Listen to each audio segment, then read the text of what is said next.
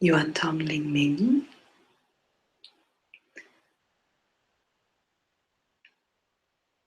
Welcome to the part 3 of the basics course of Ren Shui and Yuan Gong.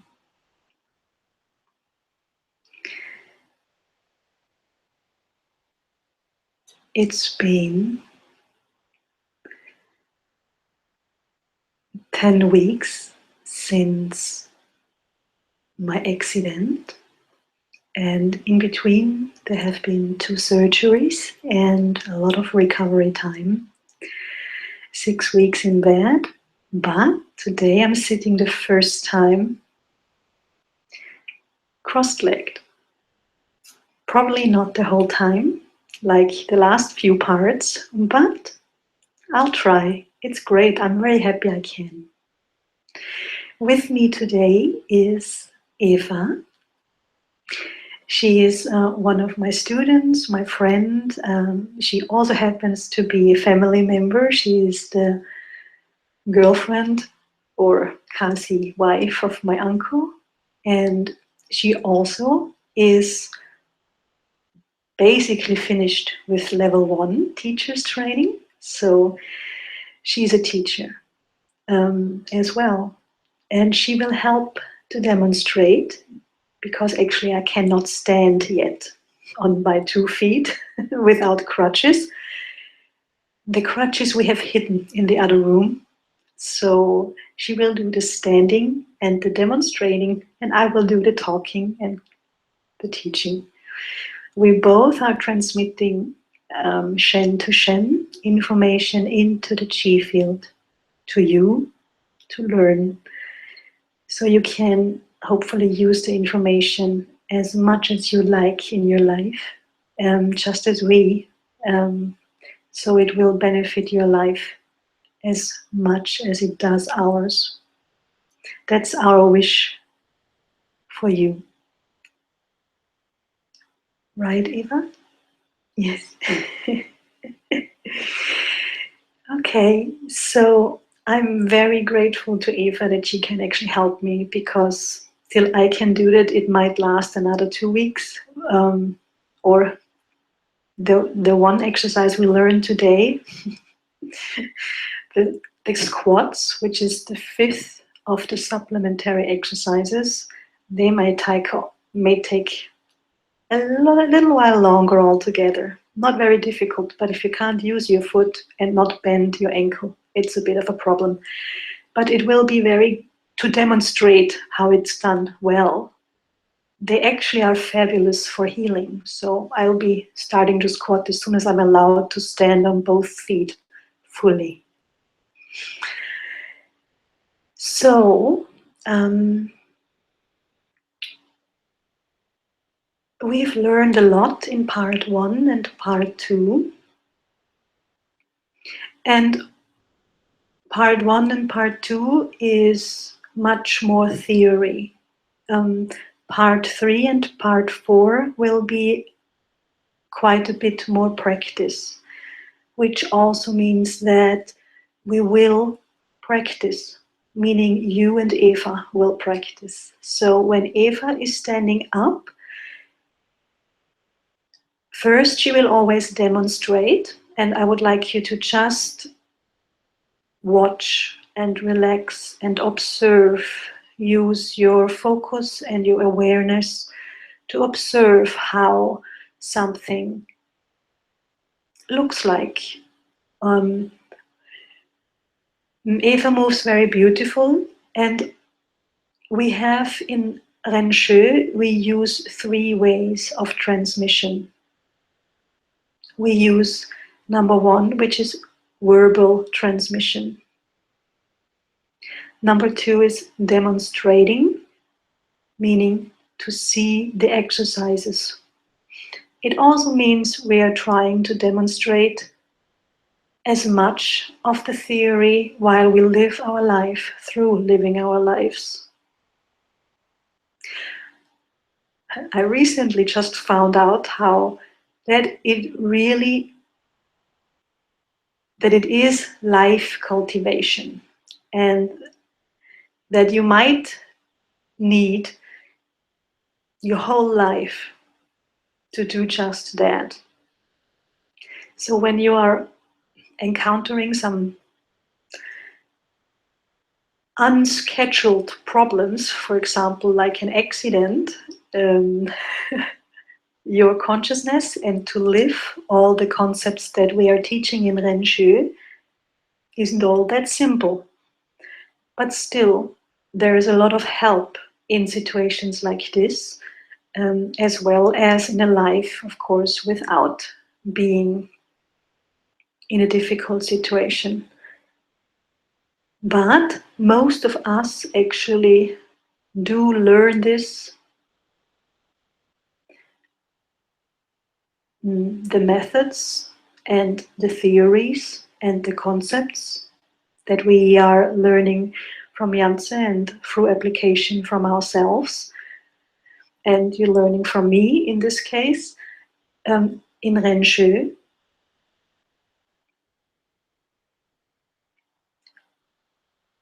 We do learn that because most of us are actually in a situation where we can need some help,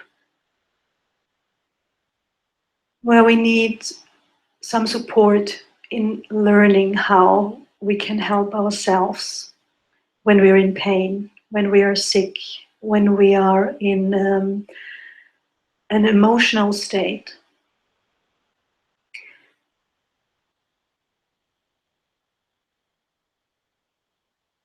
So, like we have discussed the last part, the 1 and part 2,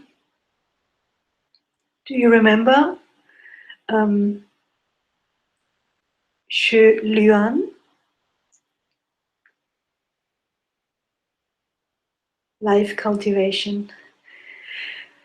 We need to do some work on the consciousness, especially on the patterns of the consciousness, meaning our habitual ways of behaving and thinking, our habitual reactions, in order to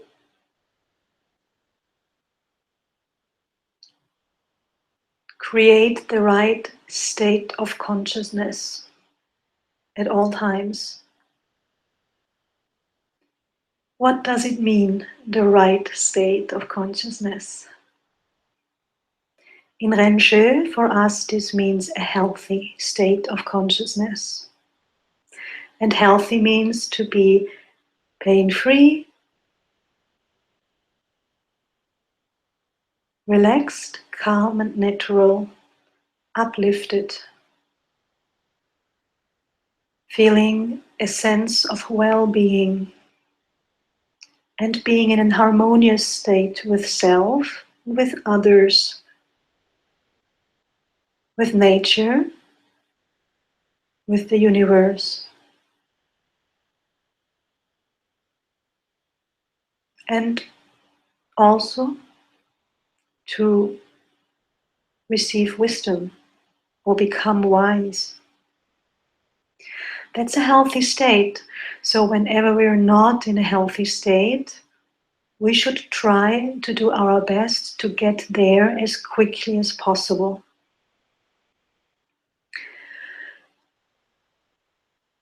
Awareness is important, and knowledge about self, of how we feel and how we behave, and a desire to wanting to change that, and also to exchange those habits and patterns.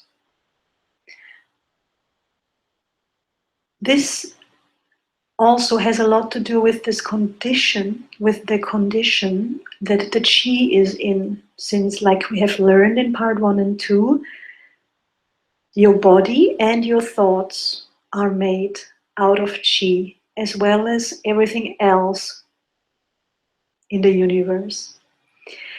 And so when the material chi is in a bad condition, meaning not enough or not flowing well, or simply a lot of sick information, unbalanced information, unhealthy information is within the chi, that means that we probably won't be able to be in a very healthy state of consciousness. And therefore, in this work of life cultivation in Renshu, we have Yuan Gong. Yuan Gong is the work on Qi. It's the exercises that we do. We have learned last time in part 2 4 supplementary exercises. Pulling Qi, La Qi in Chinese. Ro Qi, Qi kneading. Rubbing Qi. Yong Dong Fa, moving like snake and worms. And today we're going to learn the 5th supplementary exercises, the squats. And we're going to do just that right now. So first, maybe if you open your legs for a moment and stretch them out. And whenever you're ready to get up, you can please get up, but take yourself a little time and guide Qi down from the back of your legs. So you can watch what Eva is doing now. She's rubbed Qi into her kidneys. And maybe we ask her to do that again. She was a bit too fast for me. So her hands are at the back of her back, her lower back. And right now she's rubbing Qi into her kidneys. You can also think, of course, that you draw Qi from the universe and you're sending it deep into your kidneys. And you should do that always when you have been sitting cross-legged. And then just keep on rubbing, please. So you should do this always before you stand up, when you have been sitting cross-legged, like we have learned last time. Yeah? And then we guide Qi down. So you start tapping in your kidneys, and then you go ahead and tap down to your hips, and you tap Qi into your legs.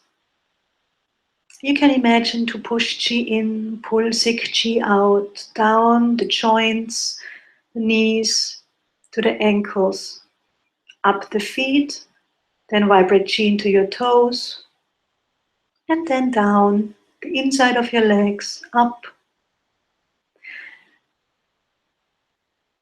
and up the knees, the inner thighs.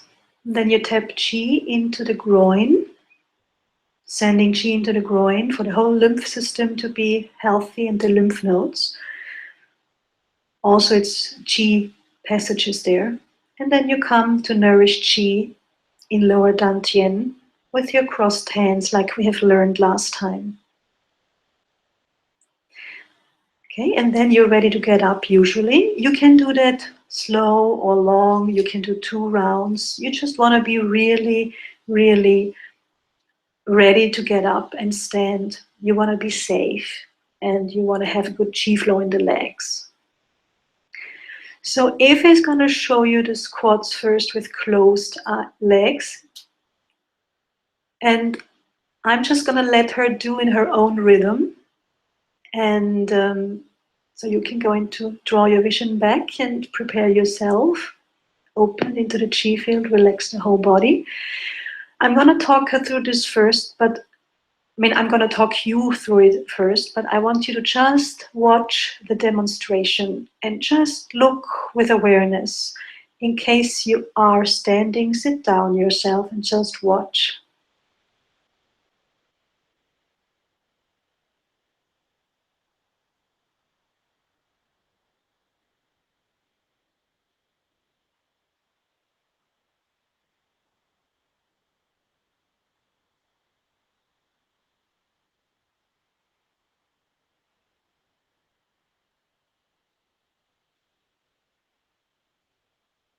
Continue.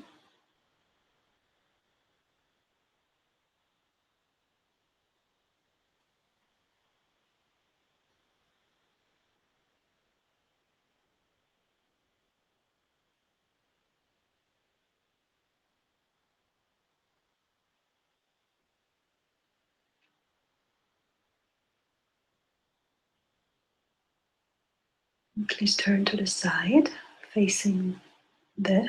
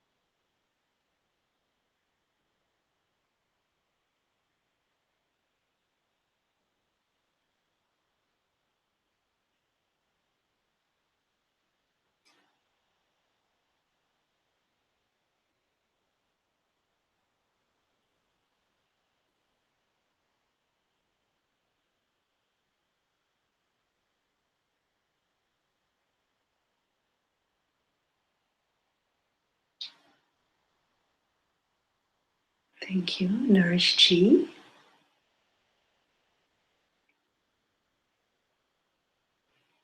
So while, like we have learned, after an exercise we always nourish chi, while Eva is nourishing chi, we have to tell her she's doing wonderful squats. They look very simple when we see someone doing them that way. But this is the way they ought to be done. Actually, eventually, you would like to practice them with your toes against a wall and just slipping down and up against the wall. So you would imagine that here would be a wall as close as she can get to the wall. And then that's where you want to end up eventually. This is years of training.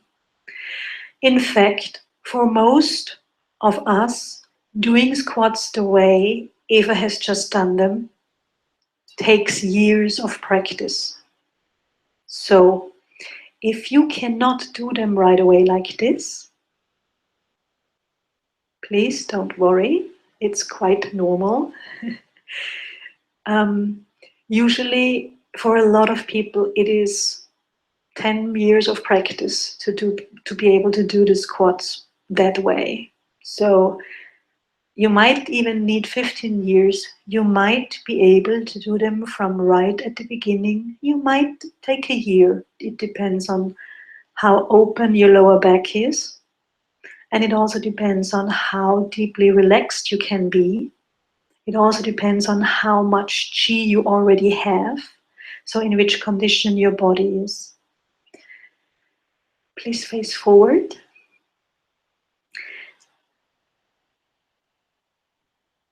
So on the way there, we have some variations. But first, actually, we're gonna ask Eva right away to show the variations. So the first variation, the variations are here for that we get to where we get to, right? So this was a perfect squat, what we have seen, and now we show you variations. Any of those variations are fine for you to use until you can do it that way. But this is where you want to end up, okay? What you have just seen is where you want to end up eventually. Because of the perfect alignment of the joints, that means also that the chi channels, you might know them under the word meridians, the chi channels will be in the exact right position as well, and they will work how they're supposed to work. Or the chi can flow the best possible way in the chi channels according to the positioning of the chi channels.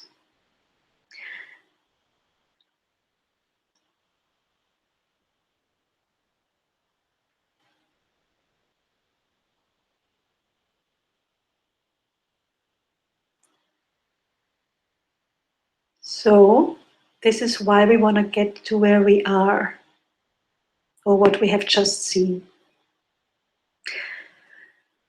variations. You can start with number 1, slightly opening your feet a little bit.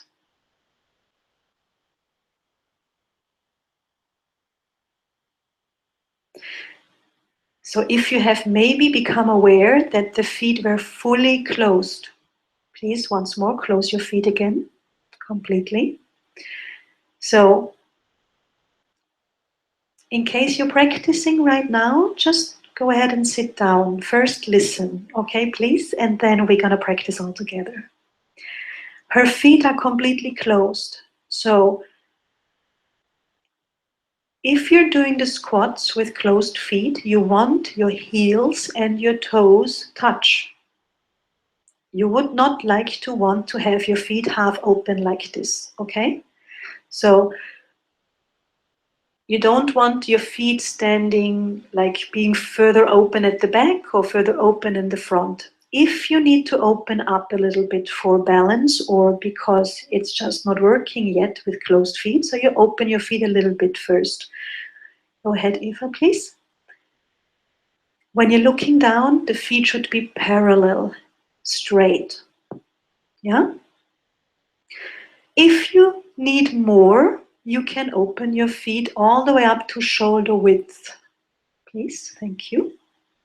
No further than your shoulders or hips. No further, okay? So this is the widest you go.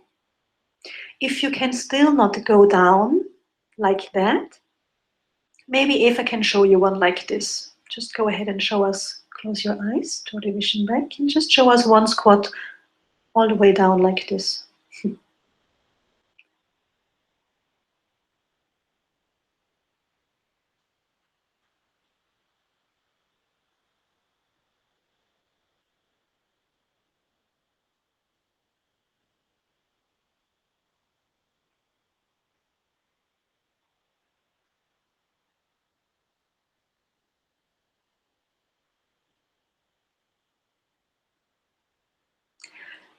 Please turn sideways. The other variation is to do this with open legs. So right now she's standing shoulder width with her arms out in front as a balance help. Go ahead.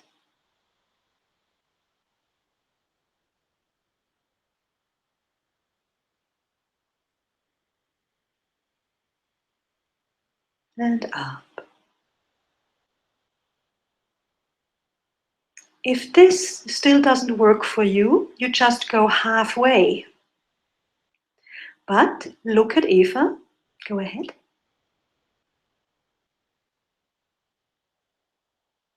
She keeps her body upright.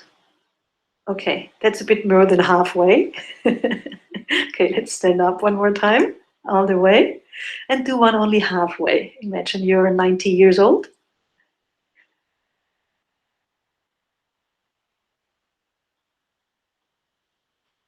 Good. Anywhere actually in between. So now you go a bit further. As far as you can go down, stop. Thank you. And then up. Anywhere is fine. You just want to try and you can relax your arms. Thank you. So you can just try to go as low as you possibly can. Now, the important thing is to not let your upper body hang down. Can you please show one with head down? So now you have to show the wrong one. Hang down with your body. she can't actually do him wrong. So please stand up one more time. At this case, usually I always show the not good things. So now, do one like this, please. You know, yeah. Can you see now? So stop there. Can you see her bum is up, her head is up? Bring your head up. Can you see there is a bend in her neck? Yeah, and she doesn't like staying in it there much right now because it's not good, right? So head down and round your lower back out and come up. Yeah, okay. So have you seen? This is not what we want. Bum up, head down is not a good idea. Show us one more time the variation with the hands up, please, and keeping the upper body upright. And so you keep the head and the upper body upright. Go ahead, down. And just go as far as you can, but do not start bending forward. Okay, and now you round out the lower back if you can go all the way. And then you bring the arms in if you can, and then you bring the head down if you can. And then first you bring the head up, lifting from Bai Hui, the top of the head, standing up again. Okay. Thank you. If you please get a chair. Yeah. So if you still can't do that, so if you don't get far here, or you want to get all the way down, yeah, I think you have to turn it around. Good. Yeah. Then you get a chair or a bed or a heater, anything that's heavy is a good idea. So if you please stand in front of the chair, yeah, good. And you can demonstrate with closed feet if you like. And then close your eyes, and then you do the squats like this. Go ahead.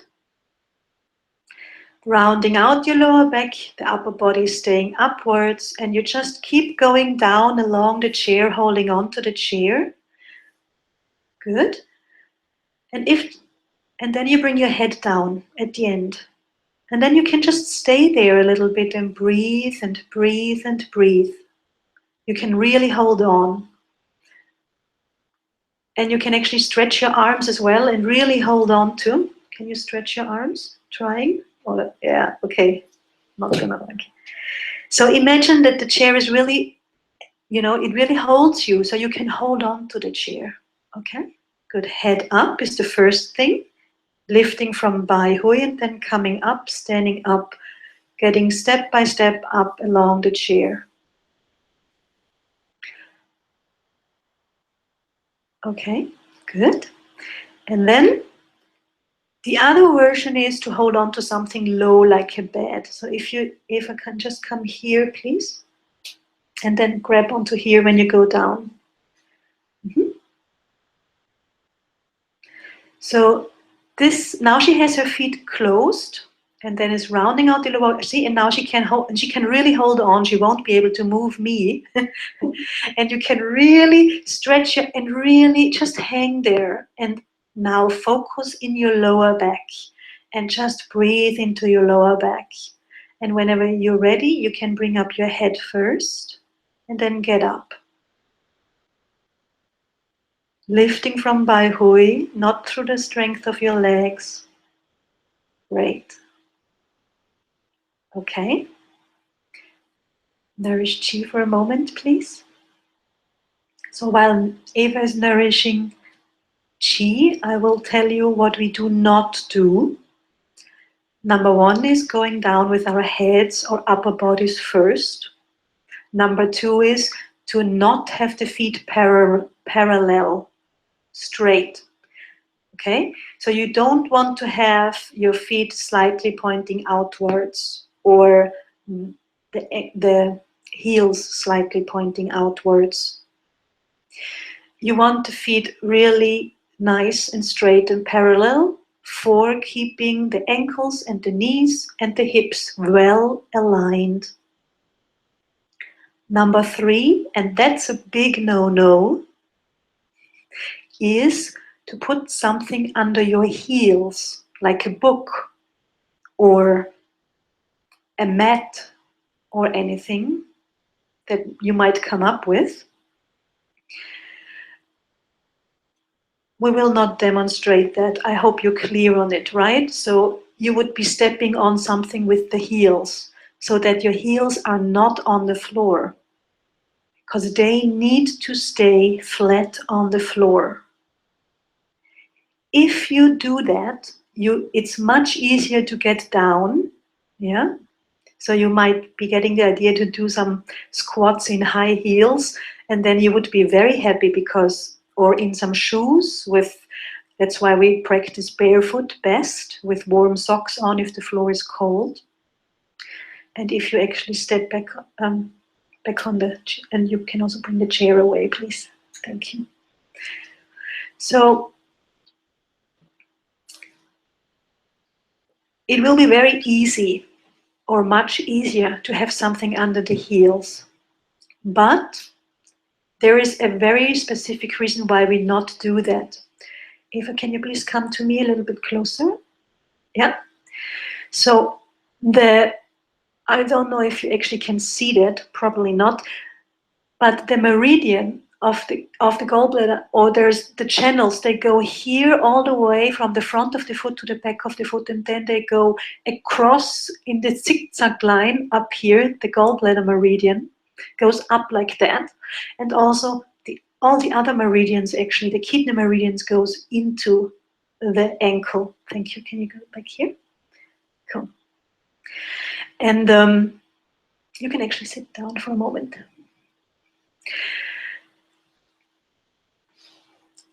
If you are stepping onto something, you are changing the flow of the chi, and you do not open exactly those chi channels that we're actually trying to open through the squats, which means all the effect is going lost.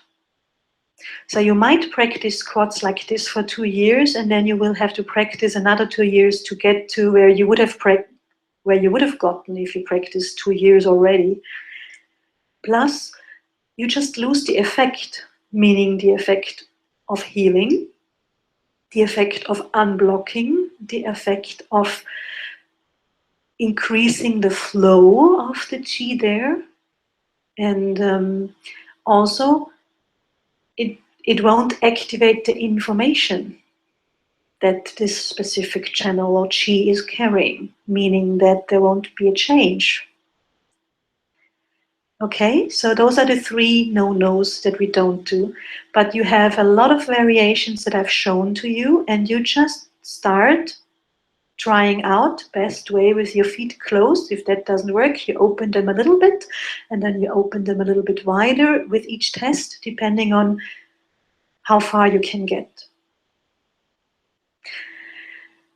Now, first, I will tell you what the squats are good for. So we have a really good information in the chi field. Squats are fabulous. A little story first. In the olden days, when the Chinese emperors still had 40 wives and had to have a lot of sex and use a lot of kidney chi, they needed a really powerful exercise which is pumping a lot of chi into their bodies, so to speak, so they can replenish Dantian chi in lieu of replenishing kidney chi, or basically to replenish their kidney chi, which is used when we have sex, and then replenish the Dantian chi again, which is one of the 3 big factors that we need to be healthy. We need a very good amount of chi. So this exercise, the squats, are actually an exercise that was kept secret over centuries, over thousands of years actually. Those are one of the exercises who were only taught from one teacher to only one student in their entire lifetime. And if they happened to be the emperor's teacher, they taught it to the emperor, and the emperor practiced them in a specific room behind Parawan walls. Parawan? Yeah. Okay, so this little anecdote should just show you of how powerful they were, or they are actually. It's a very powerful exercise. Also, it's very simple. All you do is pop up and down, up and down. You know, you go down, you go up, you go down, you go up. You can do it everywhere. They're a fabulous exercise, for example, as well to do in the airplane. You know, there's always a little place where the doors are, and you can just stand there and do some squats. And really, in your office, you can even do them on a toilet if you're anywhere in a place where you can't or don't want to be seen. You can. They fit even into toilets. I have tried that out. So if you are feeling exhausted, tired, or emotional, squats is your thing. That's an aspect of squats, by the way. Squats are the exercise if you are dealing with chi reactions. Remember, in part 2 or 1, I think part 2, I talked about chi reactions.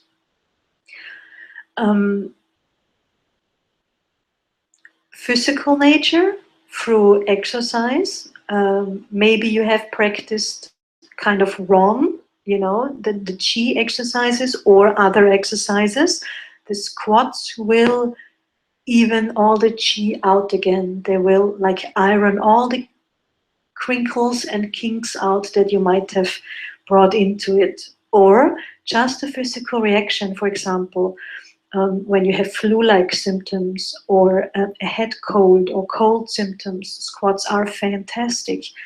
And I urge you to try it out. Next time you feel a cold or a flu coming on, don't go into your usual, oh, I feel awful, this is gross, I feel so bad kind of state. Go and do squats. 30 to 50 should, I found out, are enough. Janse actually teaches us to do 100 squats.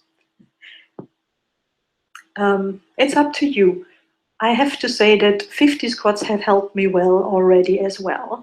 And, you know, after a while, into a few years of your practice, you probably, after 2 to 3 years, you won't have any colds anymore, usually. So depending on where you have started, if you've started on a kind of okay level of when you've been sick, you don't have colds or flus anymore.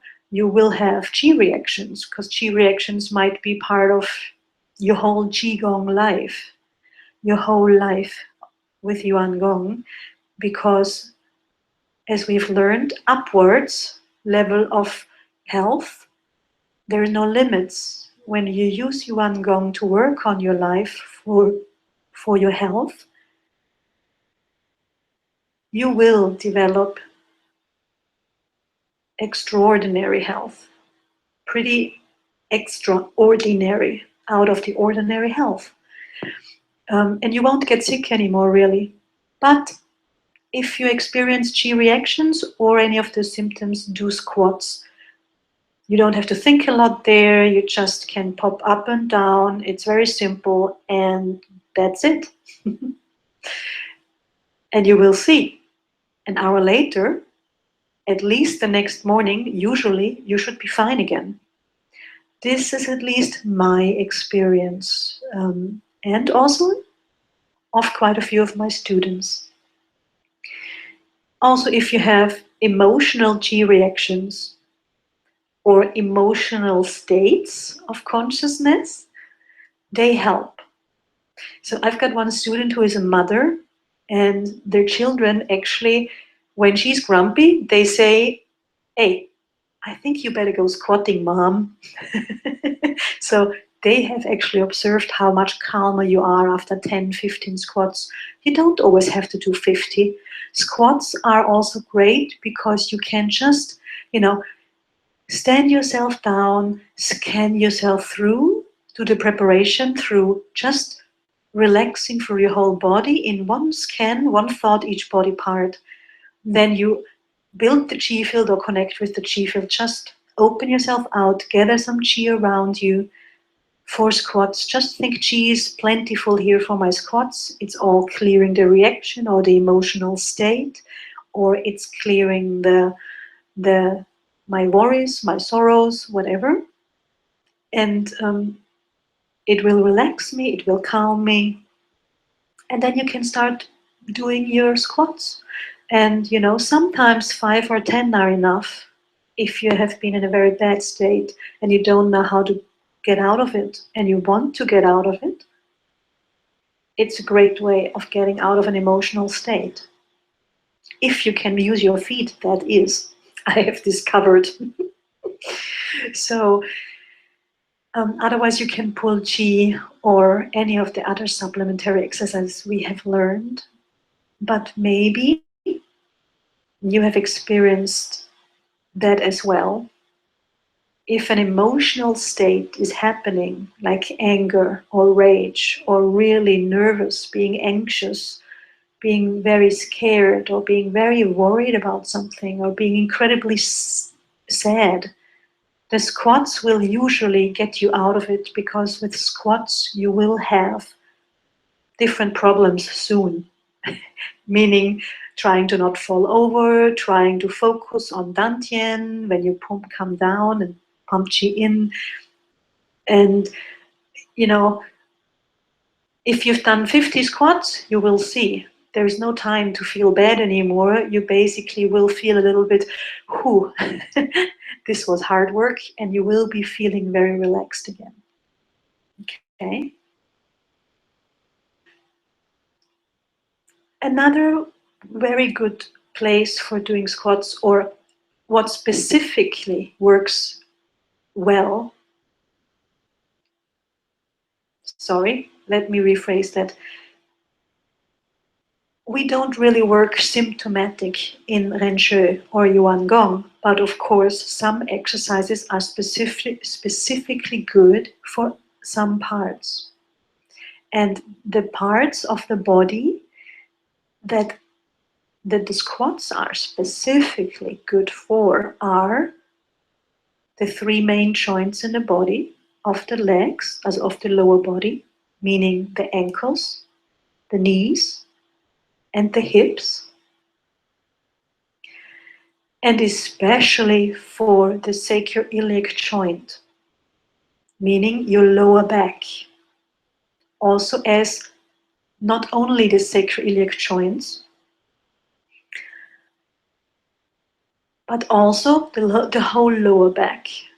So if you have problems in the lower back, as well as actually the whole spine, so ankles, knees, hips, lower back, and all of the spine.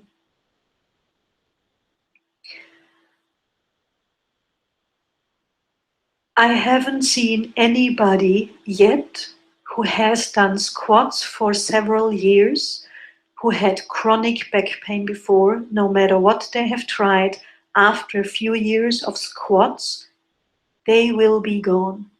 Your spine will heal.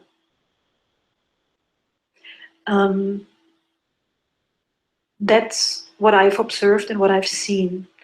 At this stage, I would like to just say, the thinking of, wanting a miracle or only putting in some time, like medicine, basically. Medicine is great when you need it. But to wish for an effect of using the squats for 2 months and then everything is supposed to be healed, it's not very realistic, because maybe you have been building up the causes and the influence of cause and effect of your symptom, or unhealthy state of any of those parts that you're trying to heal within your body or your mind. You have probably built them up over a lot of years. Or a different situation is that you had something like an accident, a deep trauma into your back or your legs, and there has been some information stuck in there, maybe fear of an accident, or fear of any experience. We don't need to bring in all the unhealthy information right now. I think we all have good enough ideas about how we can become traumatized. So these things sometimes take time. But if you have a method or an exercise that actually works on your overall condition, um, works on your body, on your chi, and on your mind. So not only body and mind, but also the chi. And this method is a good method or a very good exercise because it is following the overall totality of the universe. So the total reality of the universe. Then with time, everything can heal. Just maybe not within an hour or a month.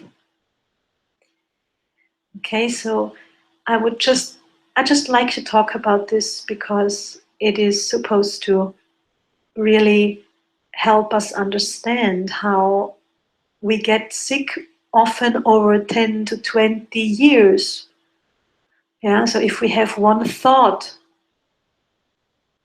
every day for 20 years, or that's what we call a pattern. If we have a certain pattern to think a certain way, or we have a certain emotion very often over the course of many, many years, it will damage your chi. And that means that maybe you have to work on your chi more than 3 days or 3 months in order to heal something. Still, squats tend to work very fast, very effective, as well as the rest of the 9 Yuan Gong main methods, actually, which we will learn number 1 today and number 2 in part 4. So squats are a fabulous little exercise for all the obvious reasons that I've just given you, and they are actually a lot of fun as well. They are deeply relaxing. Deeply relaxing. If you have practiced them a while, I have to admit. In the beginning, they might be a little bit, they might feel a little bit like exercising, usual exercise. But that's why we first, like with all the exercises or method, do our preparation. Remember, the relaxation part and then the building of the chi field. So we are in a different state of consciousness. And in this state of consciousness, we then do the squats, which are consistent of 2 things. Number 1, what you have seen, the demonstration, the physical exercise. And number 2, a very specific mind activity, which is pretty much the same mind activity as we have learned in pulling chi. Do you remember? You think far in the universe and then you think deep inside to wherever you're pulling chi. So it is actually not physical exercise. After a while they become deeply relaxing.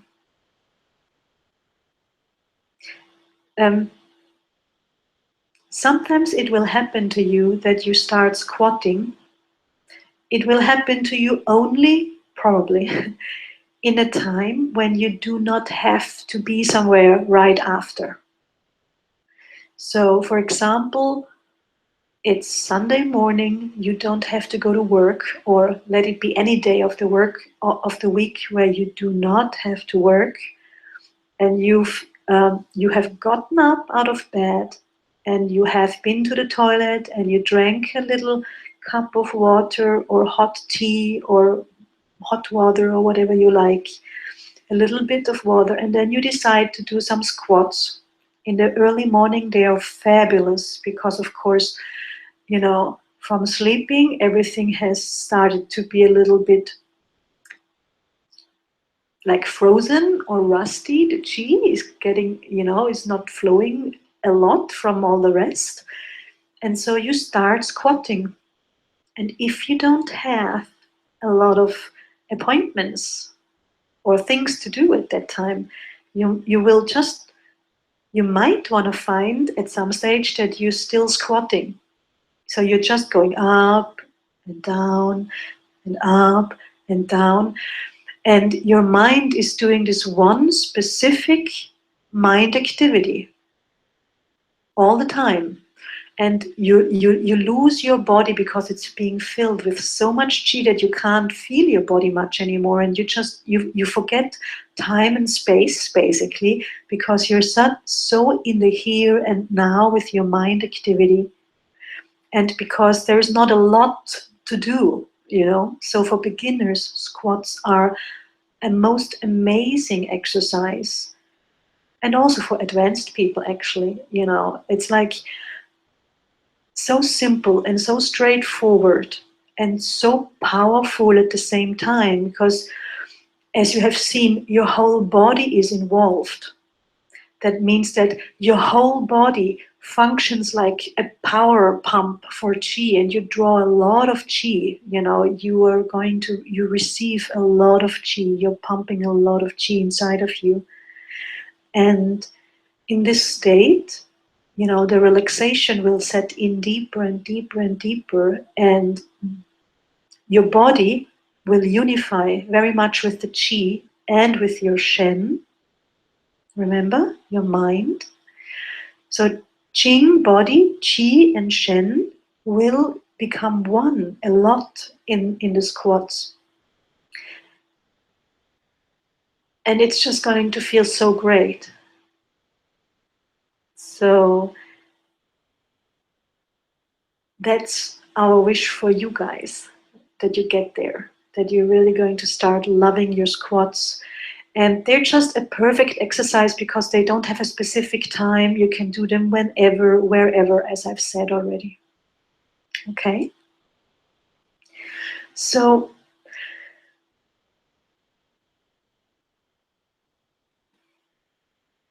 that's about everything to the squats, but the actually most important thing, which I've kept until the end. Very good. Good idea. If you stretch out your legs as well as if you have been sitting cross-legged, you might now stretch out your legs, please. I'll be talking just a little bit more, and then we're going to practice them. All of you together. I would love to join, but that's not going to happen just now. So, while Eva is doing exactly what she's supposed to do, which is guiding chi down, remember, rubbing chi into the kidneys, tapping along outside the legs, tapping up, and all the time guiding chi all the way down and bringing it back up. What does guiding chi mean? It means to have a mind activity. It means to be focused with your mind on chi, not just tapping your body.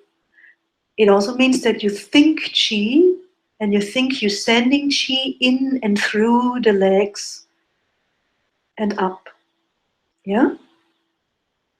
Or you can imagine that you think chi is flowing down freely for your legs and back up. Yeah? That's the mind activity of guiding chi down. And now we're looking at the most important thing about the squats, which is the guiding chi, the mind activity. So therefore, we'll ask Eva to actually please stand up again, and please just watch for another few moments. I would like you to not practice just yet with her. We're going to do that right away together. I would like you to just watch while Eva is doing squats. And yeah, sideways is very good because we actually just see a bit more when we stand sideways. Okay? So you just go ahead and you can start. Just squat whenever you're ready. Keep squatting. And not too fast. And I will just talk this time while Eva is squatting and talk to you about what is happening actually. So first of all, we're just going to look at the body a bit closer, a bit more exactly one more time, which is her feet are closed completely. So her toes are touching and her heels are touching. And then she is going up and down with her body as far as you can go. Okay? So you want to go all the way down. Now, when you start going down, your arms are hanging naturally, and you pretty much, as soon as you can, start rounding out your lower back. Your heels are always on the floor. And at the end, you bring down your head, and you can embrace your knees or feet or ankles if you can. So, of course, the lower down you are, the more difficult it is. The first thing you do when you come up, you bring the head up. You can see this very well with Eva. And then lifting from Bai Hui, the point at the top of the head, you're standing up. Do not stand up with the power of your legs, meaning thinking that you have to push much. Okay? We do that with the mind activity. Just watch one more time. Her lower back is getting really round here. Her head is still up, and then the head goes down at the end. And then she brings the head back up. Chin stays close to the throat. And she stands up. I want to show you actually one more thing that's wrong. Can you go down, please?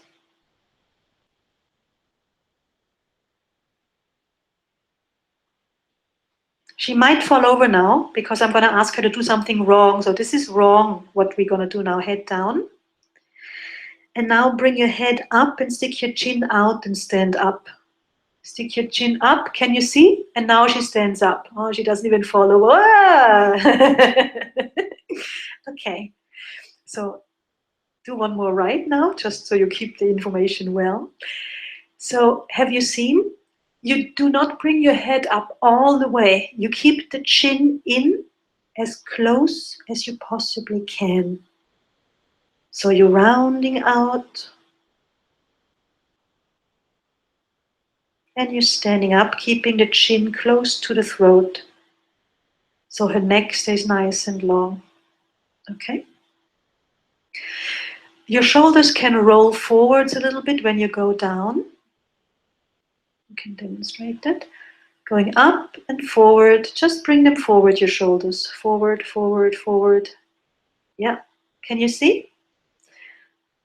And when you're standing up, they basically roll naturally back up again. That's another help you can have. Okay, so just stay a little bit. Imagine to nourish Qi. You can keep your hands close, straight, hanging down. We haven't gone through the basic standing position yet. We have just gone through the basic sitting position last time. We will go through the basic standing position later on. But there's actually something important we have to go through right now, which is when we stand to lift Hui Yin. We have learned that for sitting.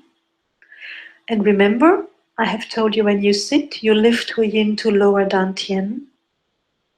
Can you remember Hui Yin, the gate at the bottom of the body?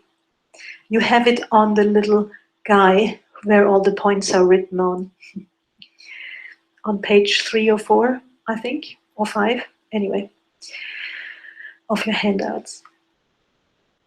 Hui Yin. When we stand, we lift Hui Yin to Ming Men. if you please put your left hand onto your Ming Men. Ming Men is in your lower spine, opposite Du Chi, the navel. So you imagine to lift Qi from Hui Yin up, and you bring it up to Hui Yin, and you can imagine to either tie it there with a pretty bow, or you hook it. You imagine there's a hook, and you can just hook the Qi on there, and then it stays. What happens is you see it actually very well. Can you overdo it a little bit for me when you don't stand with Hui Yin lifted, so hollowed back? Yeah. So now go ahead and lift Hui Yin, Eva. Maybe can you lift your arms? Thank you. So hollow your back out. So close your eyes, and now lift Hui Yin. Qi, lift Qi from Hui Yin up, and overdo it a little bit. Yeah. So can you see what happens to her lower back? It's got much straighter. Okay, one more time, and just exaggerate it all a little bit. She stands pretty good already. So now she's lifting Hui Yin up, and the hollow lower back is getting straighter. And what happens also is her knees are bent just not really bent, but naturally they go a little bit, they are bending a tiny little bit, and her pelvis is looking, the lower part of the pelvis is now looking a little bit forward. It's a little bit tilted backwards. So can we do the whole thing one more time with your hands on the side, please? Like this. Get down. Yeah? Okay, now overdo it again, exaggerate. So now she's standing wrong, or how most of us people stand actually. Hui Yin isn't lifted, and there's a hollow lower back. So now she's lifting Hui Yin. Watch her hands. The fingertips are going further down. Maybe can you show it closer to the camera? Like go to the front, I tell you where. Just keep going closer, keep going closer, keep going closer. Good, sideways, okay. Now hollow out your lower back one more time. And now lift Hui Yin. She thinks, can you see what happens with her pelvis and her legs? So, and her lower back is now almost straight. Very good. Thank you.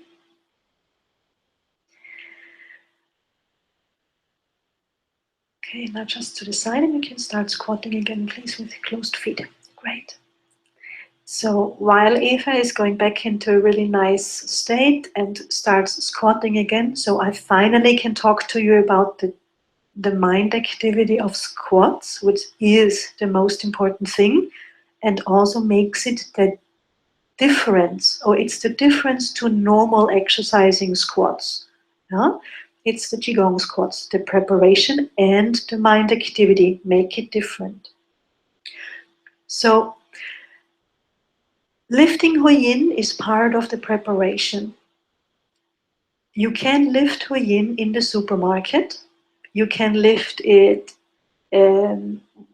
while you're walking, when you go walking in nature. You can lift it if you teach standing, maybe if you hold lectures. You can lift it if you're just standing on the phone somewhere. Think of lifting your Hui Yin as much as you possibly can. Day in, day out, sitting or standing, walking, running.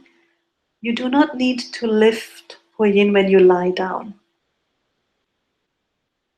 Okay? But definitely lift Hui Yin before you practice. So, while Eva is keep going, we're going to go into the mind activity. So right now, just hold on there, please. Eva, stand. Right now, Eva is resting and completely relaxing her body after one squat. Her mind right now, watch out, this is the mind activity now. Her mind right now is as far and long as the universe. She actually is standing with her feet at the bottom of the universe, and her head is pushing up against the roof of the universe. So she is as tall as long as the universe. That's a very easy way of imagining that you are filling the whole universe when you do squats. Because this is where we want to get the pure yuan qi from, remember? So you can imagine that your feet are all the way at the bottom and your head is all the way at the top. And so from there, she now thinks lower dantian and then starts squatting down, pushing and pulling qi into lower dantian all the time. Go ahead. She thinks lower dantian and then starts squatting. So her mind is in lower dantian, in lower dantian, in lower dantian, in lower dantian. Lower dantian is being filled with qi because remember, qi follows the human mind. Qi follows Shen. And now you think again by Hui or the top of the universe, and you stand up thinking you are the whole universe again. Relaxing. Then she thinks Dantian again and goes down. Her mind is doing only one thing, and that is thinking of lower Dantian. Still, still, still thinking of lower Dantian. Now she thinks the top of her head or the universe above and stands up thinking only the universe above.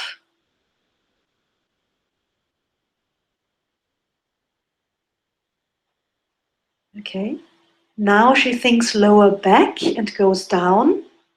Lower back, lower back, lower back. All she does think is lower back.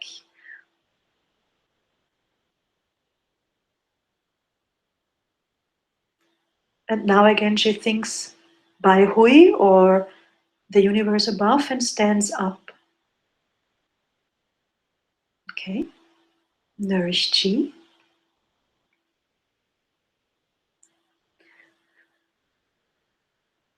Wonderful squats Eva is doing. So, easy said is you think you're far out in the universe, then you think to the place where you need Qi most. The best for, you will see you can play around a little bit. If you're doing the squats because you have problems with your lower back or your spine, you can think lower back. The best place is to think Dantian all the time. Also, sorry, I didn't say that really good. Not the best place. It's just when you think Dantian, Dantian Qi is going everywhere. It's nourishing the whole body. Dantian Qi is the storage house. Hold on. Dantian Qi is the storage house for the entire body. So all the Qi that flows in the body is actually flowing from Dantian to the rest of the body and from the rest of the body to lower Dantian again. So you will nourish your spine or your lower back. But sometimes if you have a condition in your lower back, then you will probably feel it when you do this movement. And so you think there anyway, meaning that Qi follows your Shen. And that means that Qi will go to your lower back, which is fine because that's where you want the healthy Qi. So that's why I tell you, not that you are doing squats and you find yourself thinking of your lower back anyway, because that's where you feel some pain, and then you think you're doing something wrong. Don't worry, just think healthy. Okay, don't think, oh, this hurts. Think, Qi is going there now. No matter what you feel, this is what happens. Qi is going there now. And each squat you do is going to open your sacral joints, your whole lower back, your pelvis, your hips, more and more open.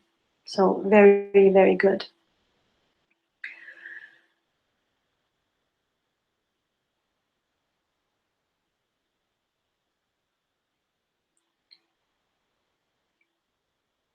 These are the squats.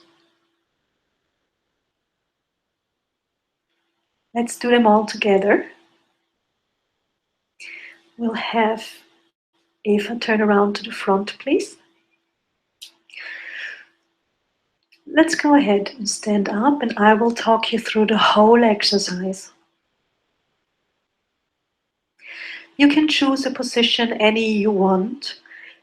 For now, you can open your feet a little bit for the building, for the relaxation, the building. If you feel you need it for balance, make sure your feet are parallel so you don't have to open your eyes anymore. You will have to just keep trying a little bit. If this is the first time that you do squats, you might as well try them with slightly opened feet, but you can also try them with closed feet, how you like. Look straight forward.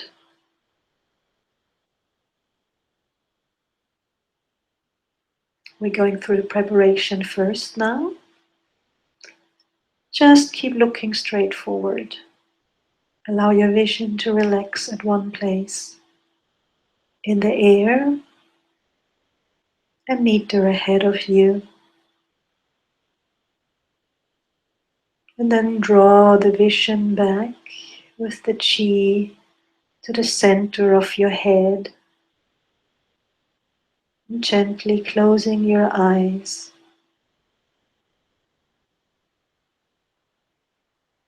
Look into the center of your head. The tip of your tongue is resting on the upper palate. Relax your whole body.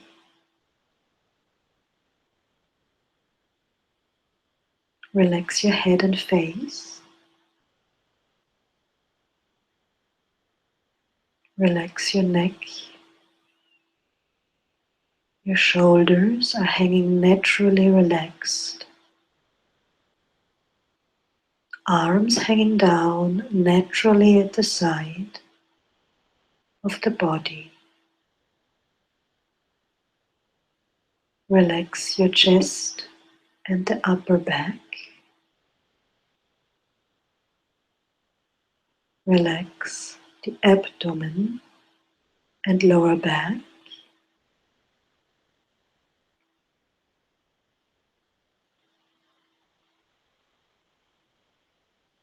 Relax your pelvis.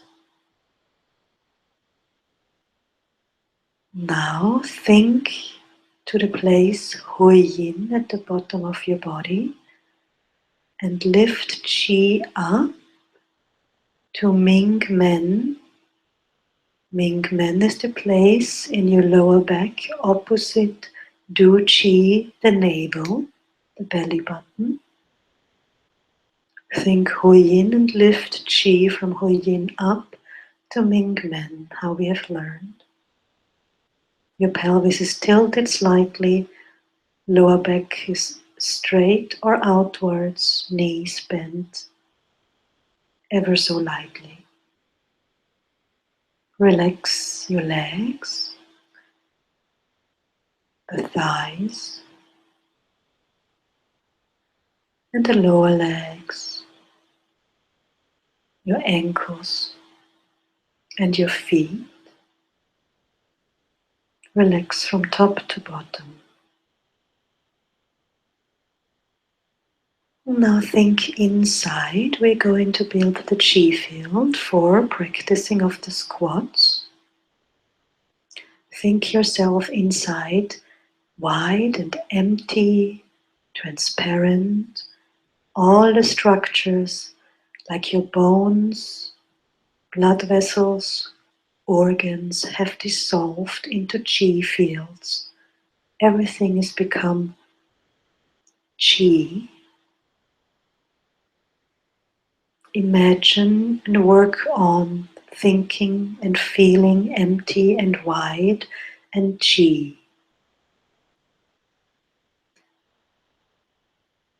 Now send your Shen, your mind out, and just keep expanding into all directions through the floor and the roof, out until the whole planet Earth is inside of you.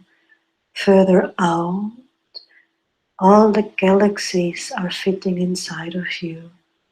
And now you're far out in the universe. Keep opening out. Your Shen and Qi are merging and mixing with the pure Yuan Qi out here. Here is the original Qi.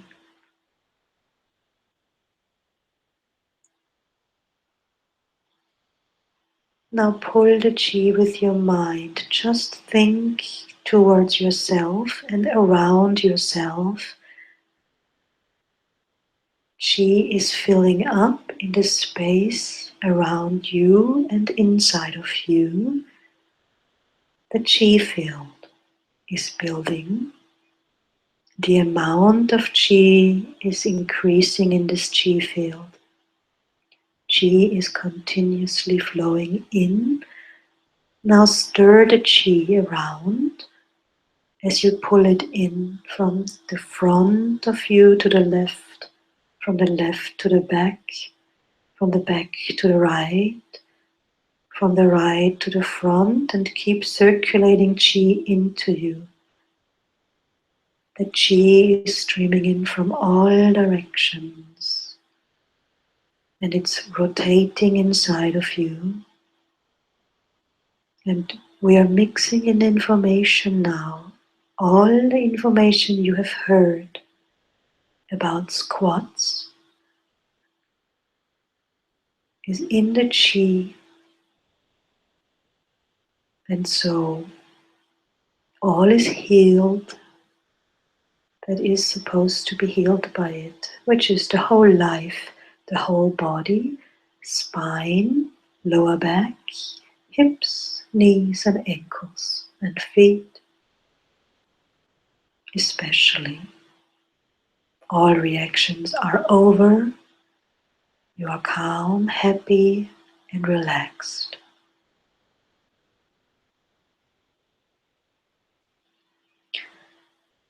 And with your chin staying at your throat, just start going down, thinking into lower dantian if you can. Go down all the way, rounding out the lower back. Embrace your legs. Bring your head down. Go just as far as you can while you can keep the body and the lower back rounded out. And then bring your head back up. Think upstairs into the universe. Keep the chin towards the throat and stand up. Relaxing the whole body. Now think far in the universe. Imagine you're standing in the universe, your feet at the bottom of the universe, your head, the top of your head bumping up against the top of the universe. Go ahead. Think Dantian and lower the body. Keep breathing naturally in and out, just whatever is natural for you. Thinking Dantian. Think universe and stand up.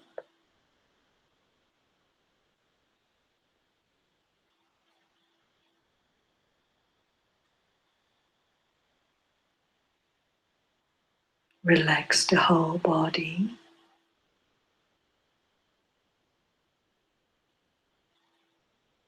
Think Dantian down.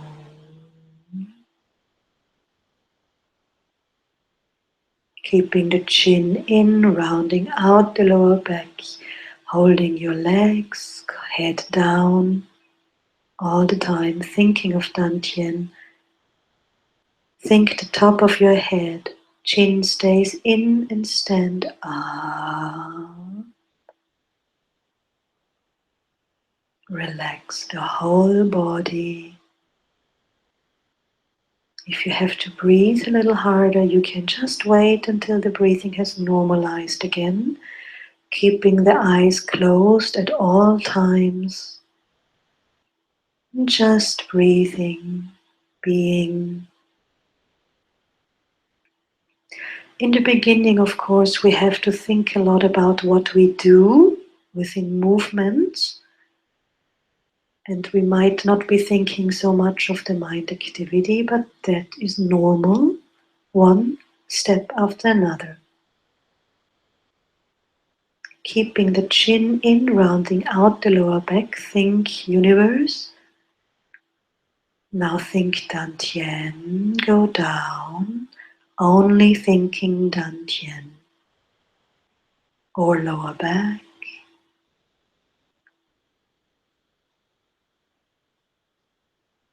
Think universe and stand up, lifting from Bai Hui. Chi is pulling you up, relaxing the whole body. We're going to do the last squat. You are as tall as the universe. Think Dantian, go down.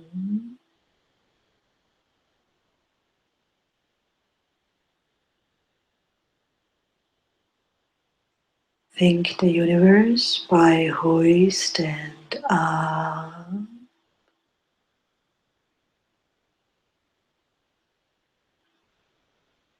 Relax the whole body.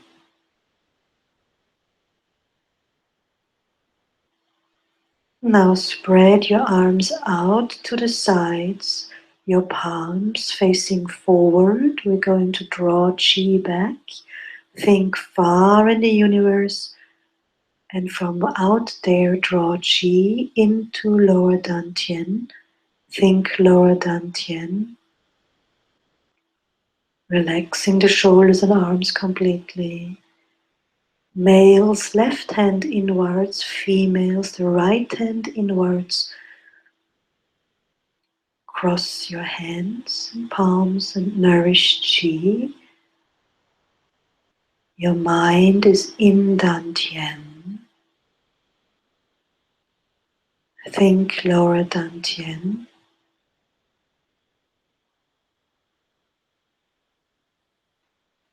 Nourish Chi quietly. Chi is following your thoughts into Dantian, accumulating there. Dantian Chi is abundant.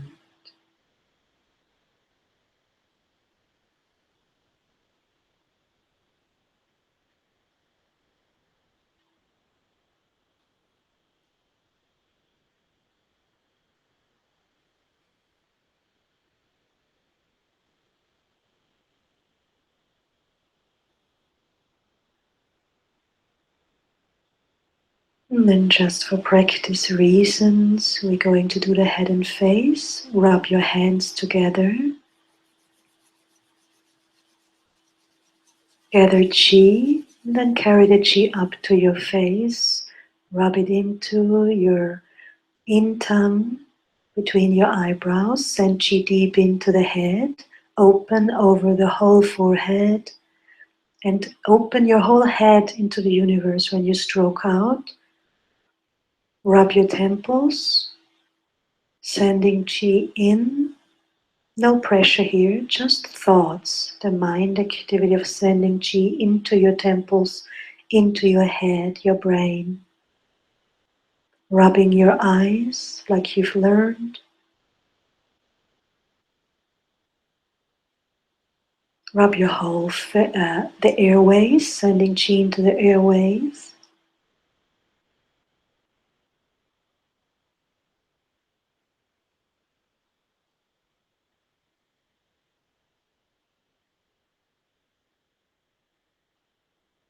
Rub your whole face, sending Chi in. And then make your fingers like combs and comb through your whole head from the front to the back. Imagine your chi fingers deep into your head and you're combing all sick chi out of your head. You comb through your whole consciousness and the brain is functioning perfectly and healthy. Left hand on Bai Hui, top of the head.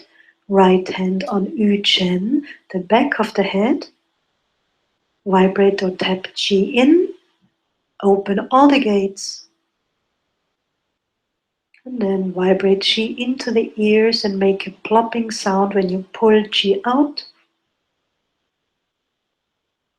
Also, the plopping sound is made by the hands, not by you. And then rub your earlobes from top to bottom. Give them a good rub.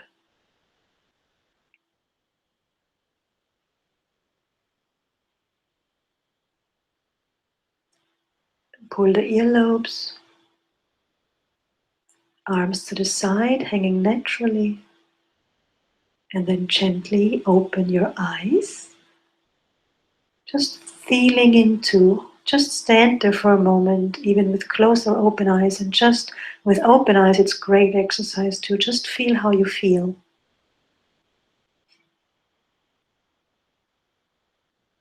We have done only a few squats because I take some time for teaching them, and you have actually all gotten a little gift from me there's 2 classes, 2 web classes. So you have received a few links with some web classes with exercises to practice where you can just follow along. Where you can practice the squats with, and you can build them up yourself. You can also buy any of the CDs from Janse. Janse has made wonderful CDs to follow along. But remember, CDs or maybe I haven't said it in the basics course yet, those are all helps, the recordings. If you use them, because otherwise you wouldn't practice, great, just pop them in or turn them on and practice along. But eventually you want to end up practicing with only your mind involved in the thinking. Good.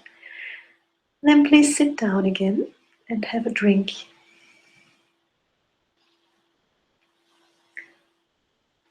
And while I'm actually going to fold my legs apart, I'm quite amazed after 8 weeks in bed.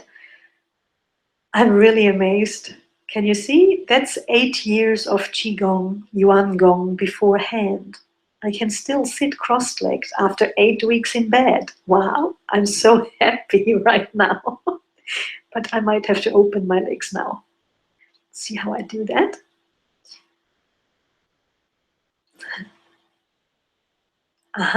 Not that easy.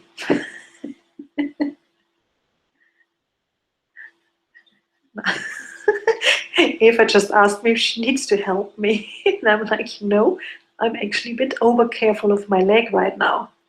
A bit. Okay. So if your chi condition has, maybe that wasn't so smart actually to sit so long, but we'll find out. I haven't been in pain, so I'm gonna stretch my leg up and out and high today, which is not really a position we usually sit when we teach Renshu, at least not me, but that's just what it's gonna be now. Good.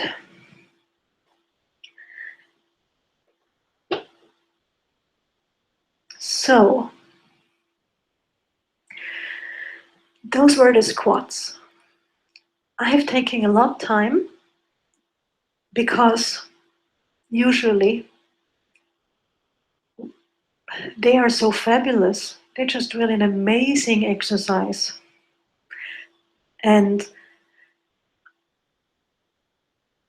I just hope I was able to inspire you to practice them. So the recommendation is actually to get up, go to the toilet in the mornings, get up, go to the toilet, have a little bit of something to drink, and practice the squats right away. You can just go back to bed and use your bed. So a bed is a really great thing to help you with the squats, like Eva's shown you with the chair here. In the mornings we sometimes stiff, and then you can work yourself sometimes and just, do it without variation, no holding on, no arms up, but you just work yourself there step by step.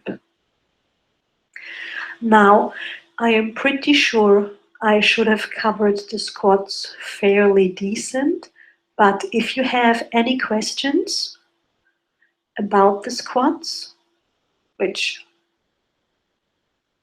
should be okay, but if you have questions, write me an email and they will be answered. Okay.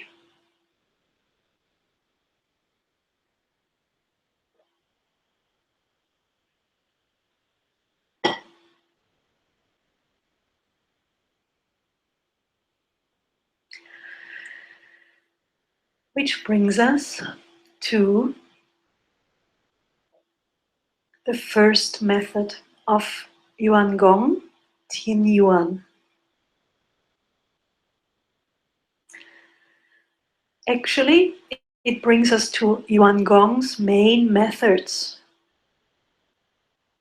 which is, in the basics course, the first and second method, Tian Yuan and Di Yuan. Yuan Gong has 9 methods, plus a special way of how to build a chi field. So before I get a little bit into the theory of the 9 methods,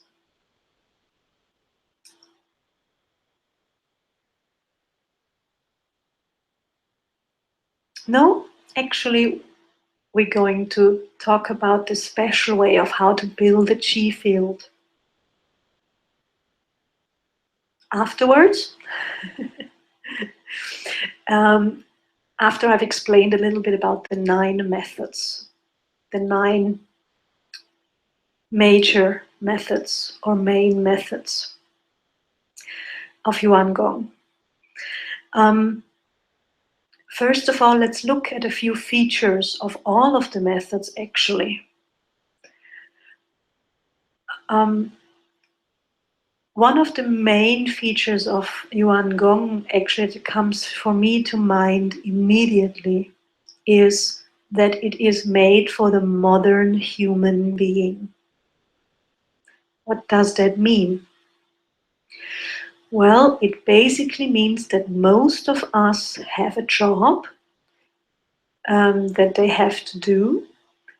The job can also be mother of kids and having, or maybe you have to look after some older people in your family.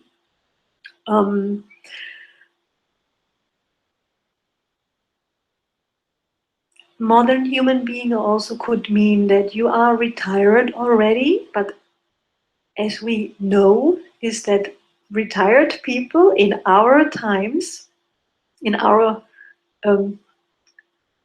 century, maybe, shall we say, are pretty busy as well. So what I'm trying to refer to in a little weird way, not weird, but in a little complicated way, I just find out is we modern people tend to not have a lot of time. So Janse has actually taken all his knowledge that he knows about Qi, that he has studied over 4 decades of studying and practicing many different styles and many different ways, and has accumulated and taken out the best and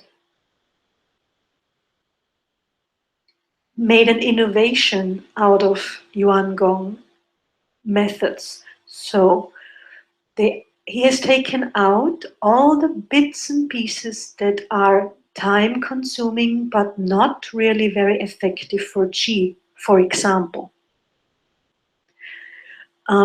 He has taken out a lot of traditional ancient concepts who were about honoring the state or honoring the teacher or honoring yourself out of the method, and has incorporated that anyway into life cultivation. Always goes along with Yuan Gong, or what you might call Qi Gong at the same time. So we go into this state of respect and gratitude and love and openness and trust, for ourselves and others and nature. I would like to include animals specific here, because sometimes it looks like a lot of humans have to learn a lot in this direction still. So having respect for us and all of the above, the universe, the nature, animals, plants, family members, fellow human beings, no matter what age, no matter what size, no matter what color, no matter what, as a color of the skin, obviously, no matter. Anyway, having respect. So we learn that with the big system of Renshe, the life cultivation system, and we always practice in such a state. So that's just why our exercises maybe have become shorter or not as time consuming. I will not go into what that all is. You can study traditional styles if you like for many, many years yourself, but I recommend to just know what I've said now and study Yuan Gong, because then you will actually have much more qi in a better condition, in a faster and more effective, in a more efficient way than with maybe traditional methods or other methods that might not be as comprehensive and effective. That's one reason. The main reason is simply Jance's amazing understanding and knowledge about qi, which is, we have respect for everybody, but I would like to say that Jance's amazing, Jance's understanding about qi is what I would like to call amazing, because he knows exactly what really, in reality, affects the qi and what doesn't. And therefore, he could extract not so useful or not so effective aspects of Qigong practice. This is why, for example, which will become very important for you in the fourth part of the basics workshop, when we are learning D1, one form of a standing form, which you will hear all about next part, in the part number 4. And you will be very happy that instead of 2 hours, you only have to stand 15 minutes. You can stand 2 hours if you bring up the time, but you might not. So the effectiveness coming from understanding of qi is hugely, hugely important for us modern people, because we tend to have a lot of things that need to be done. And maybe you will laugh now, but Facebook has to be looked at, and phone calls have to be made, emails have to be answered, all besides work as well. So social appointments or social responsibilities are also a big part of modern life. And they do take time away as well. And usually most people end up with putting the self and their own cultivation of their wisdom and their health. It seems to always have to wait until the end.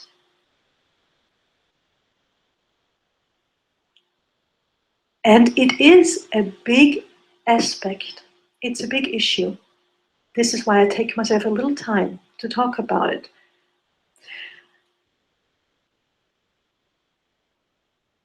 It isn't so simple to tell to your folks, the people you live with, friends, family, workmates, bosses, all people. How can you say, I have no time for that. I need to practice 4 or 5 hours of Qigong every day. Huh?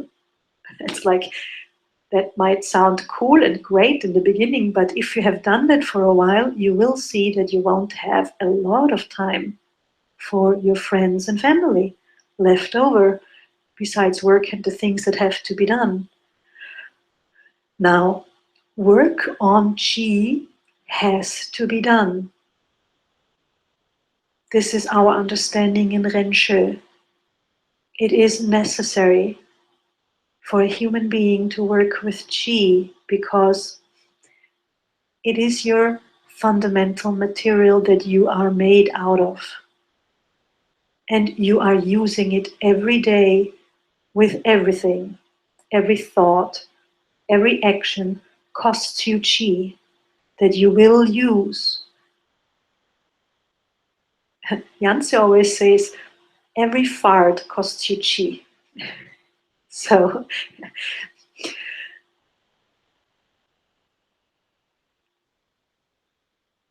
we get Qi through eating, through breathing, and through resting. And through exercises that gather Qi. So Yuan Gong exercises, for example. So we need time to do it, and we need it to be as efficient as somehow possible. And this is one of a big, huge feature of the Yuan Gong methods.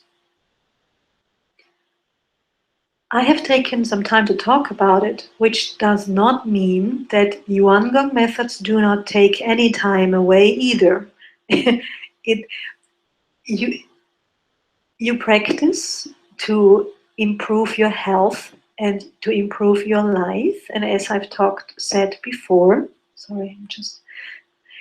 as I said before, somehow I hear myself. Okay.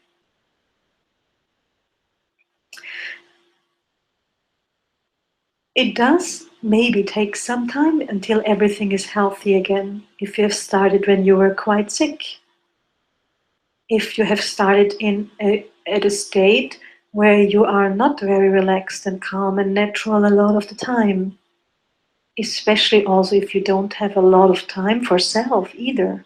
So you need something that brings you a lot of Qi, that increases the Qi flow very quickly and very well, and that increases the quality, the information in the Qi very fast as well.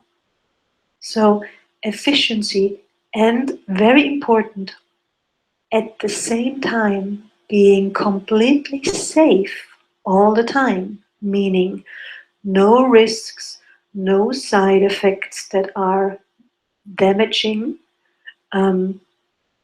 no, no unhealthy effects. This has to be a criterion for a healthy method for a healthy human being, or for a human being to work on one's health. Efficiency, yes. Effectiveness, yes. Not time consuming, yes, but of course safety is very, very important and has to stand at first step.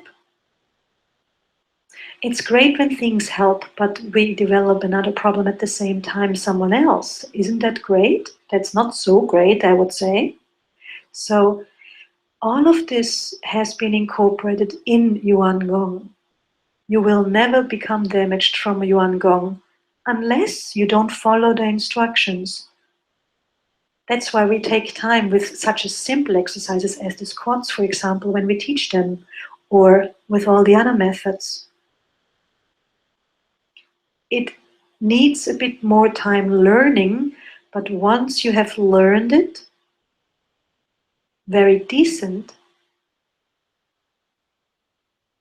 then you will practice without problems and without damaging your body or your mind or your chi.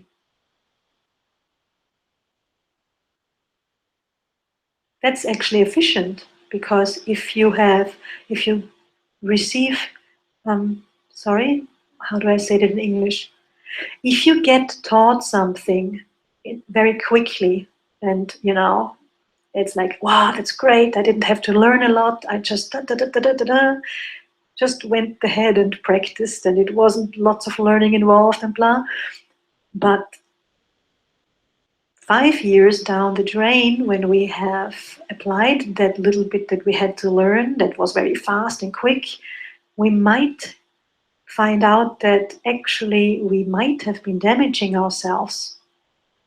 Or let it be 20 years of some exercises or some form of what is supposed to be so very healthy, and we find out that our knees are damaged.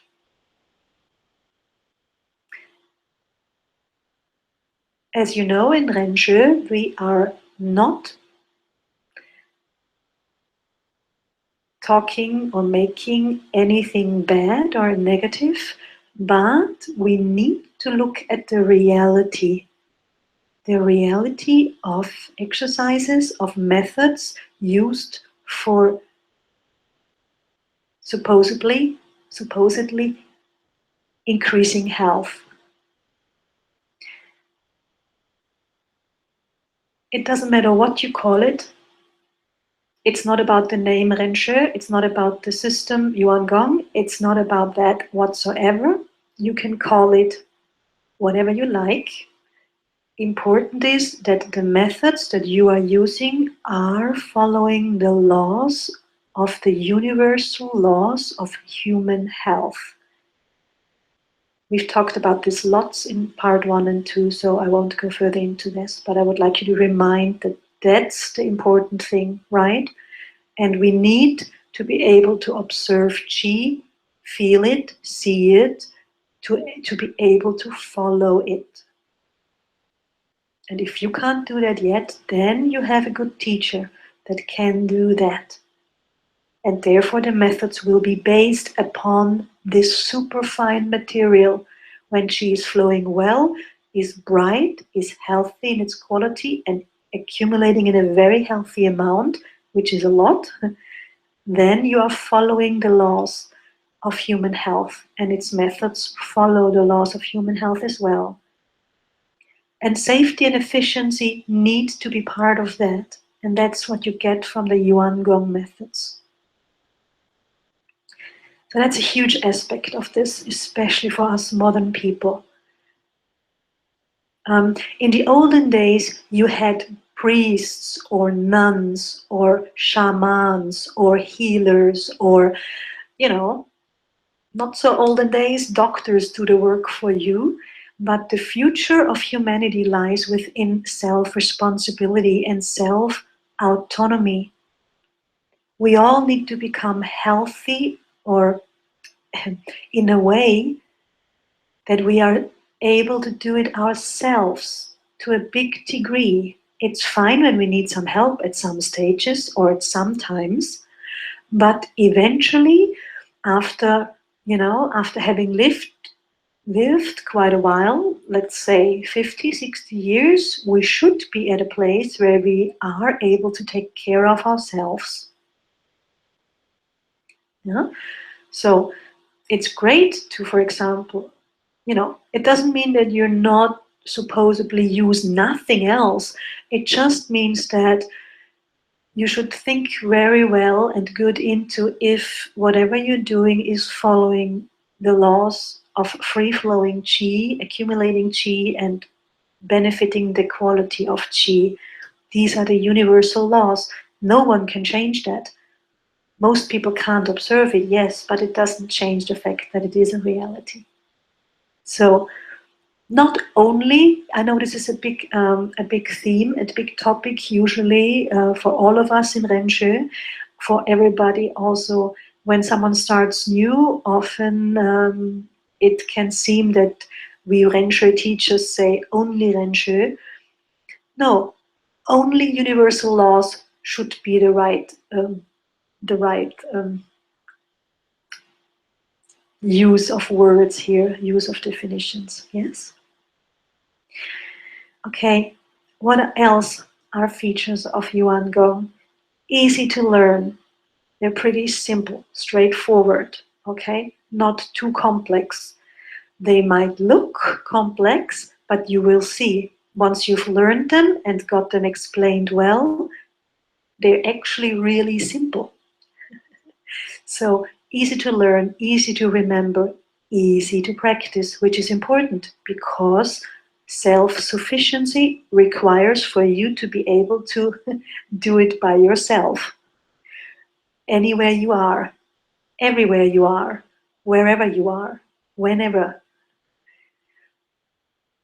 Okay? We don't need you to be having to buy a CD player or big method, big technical things. It's great if you have them and you can use them, and it's great for beginners. That's the best teaching tools ever. But you want to be able to go out and, electricity or no,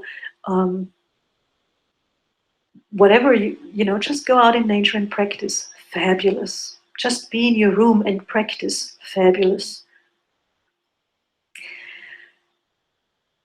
So self-autonomy is a very big aspect. That's why it's important that they're easy to learn, which doesn't mean no time at all involved in learning, but good and easy to learn, and easy to remember, and easy to practice.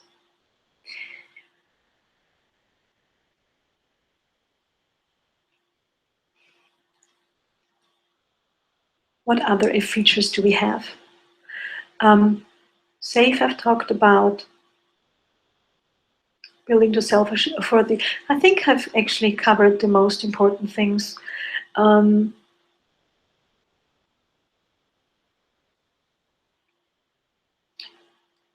Comprehensiveness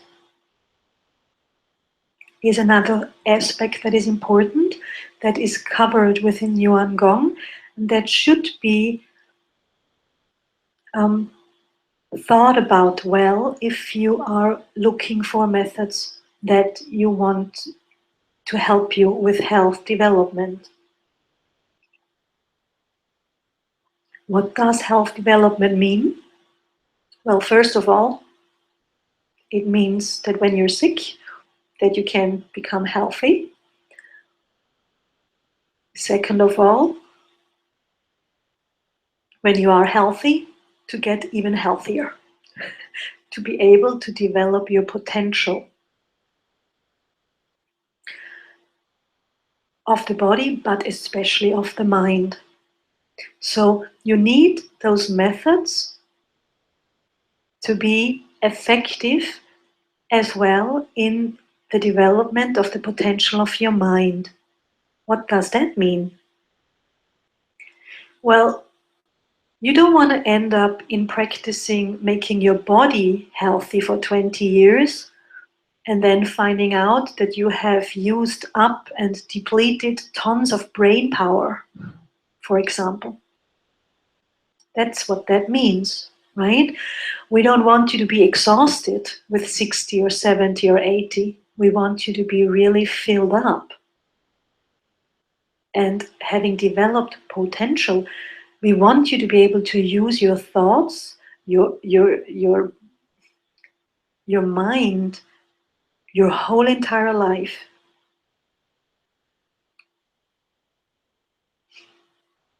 It also means the physical health being extraordinary, meaning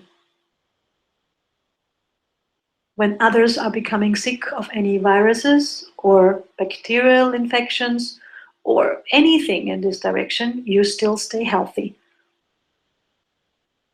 Because your whole condition is so healthy, that your immune system is strong because it's being nourished with enough fuel, which is qi, and so on.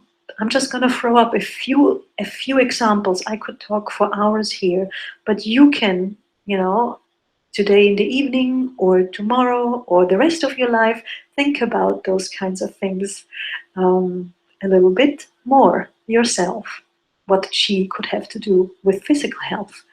Right? You have enough information by now to be able to go into these details yourself and just self-autonomously think about it. You will find out that your organs will get stronger and healthier. Your whole body is getting strong and can handle quite a bit of pressure, quite a bit of you know, not that we're doing it to handle more pressure. We're just doing it to be able to not lose our cool, so to speak. Calm, relaxed, and natural. That our body can do what it needs to be doing, which might be carrying children around, which might be having to clean our house, which might be having to be able to cook for ourselves. Now, yes, when you're 30 or 40, that shouldn't be too big of a problem. For some people in our modern world, it is actually already a problem. Chronic fatigue is a big topic in our modern world, and it comes mainly through qi depletion.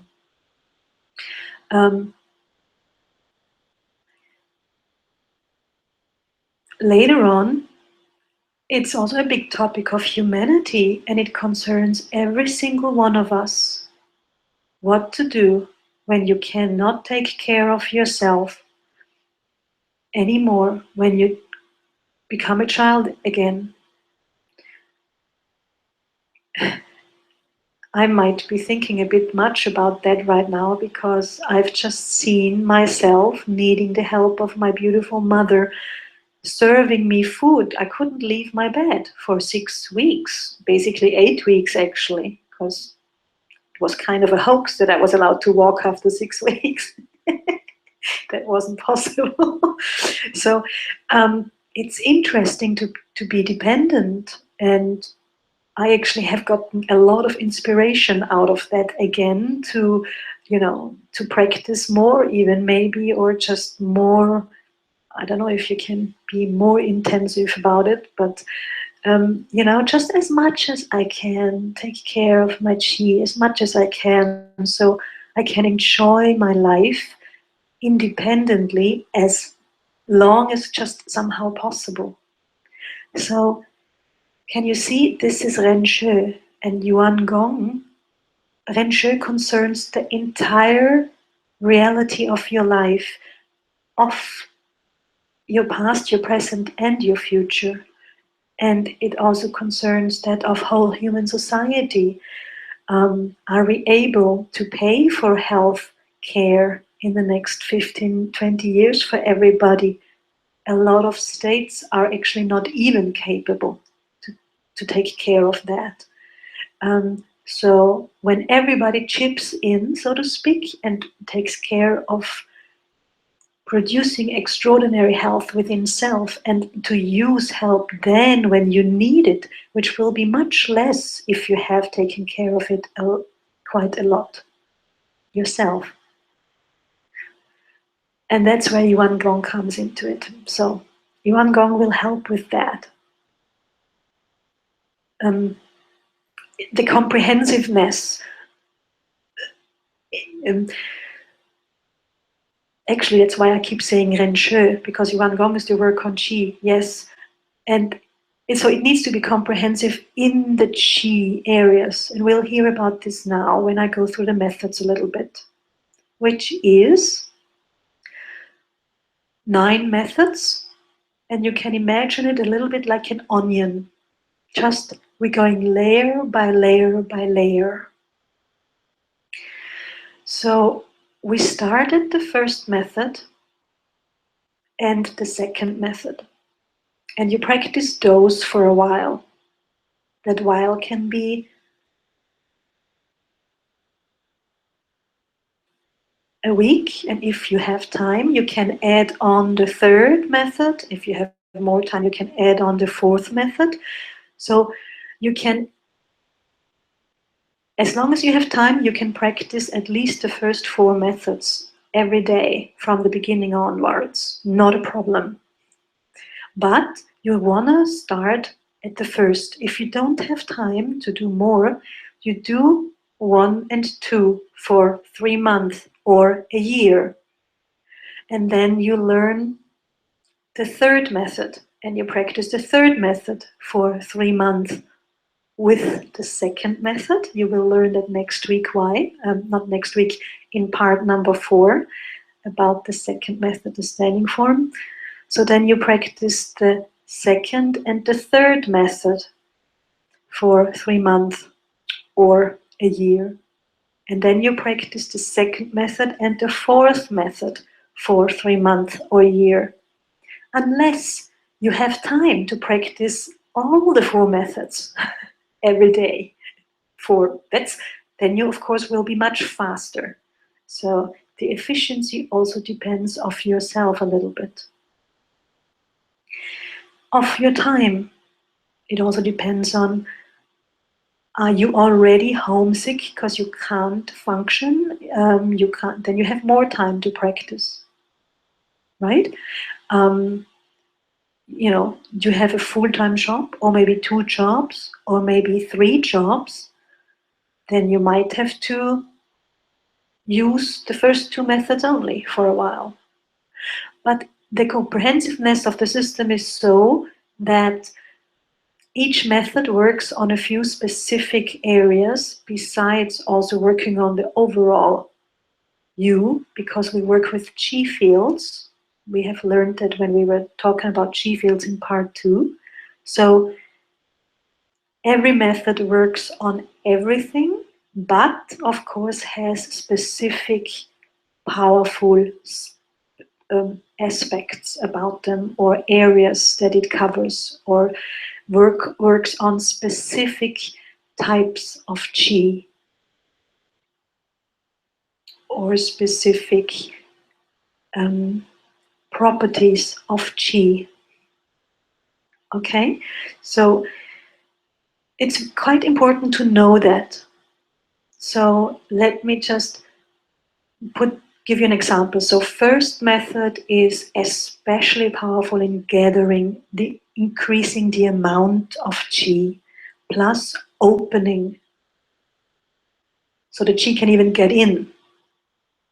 Opening bits and pieces, so to speak. Gates is what we call them, points and gates. So you receive a huge amount of Qi. The second method is then responsible for storing and transforming it so it can be used perfectly from your whole system of body, Qi, and mind. The third method is like a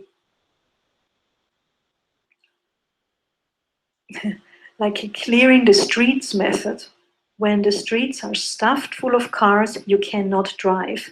When your channels aren't free, when there's blockages, the Qi cannot flow through. That means that on the street, you cannot arrive to where you want to get to. When the streets are full, that means for the Qi the same thing. If your channels are blocked and the Qi cannot flow through, the Qi cannot go to where it needs to go to arrive and to nourish. The delivery can't happen, so to speak. Okay, you can order a pizza, but she will never show up. That's not a good thing. Method number 4 is taking care of very specific high quality organ chi.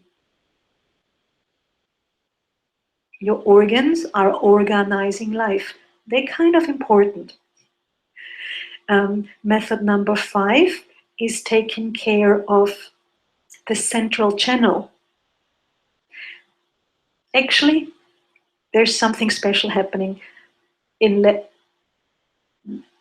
that central channel does not exist before it's not being worked on.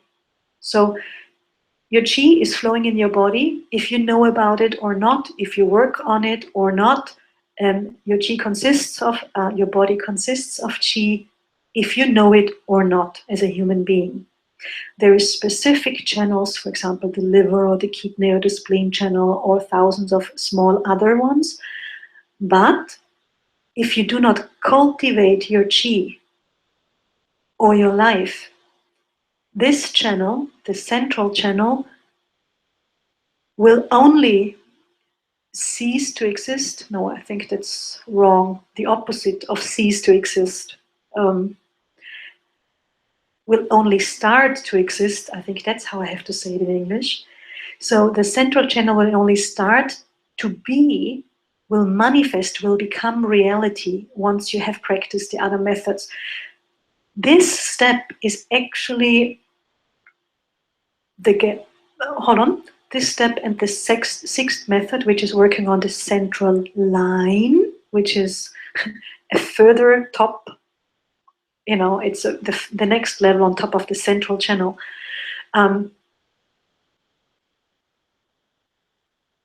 Most people have never, in whole of human history, you have to really think big and long. Can you think of lots of cultures now like flop, flop, flop, flop, flop? Just think of a lot of cultures, a lot of timelines, a lot of problems of all the past years and centuries of human development.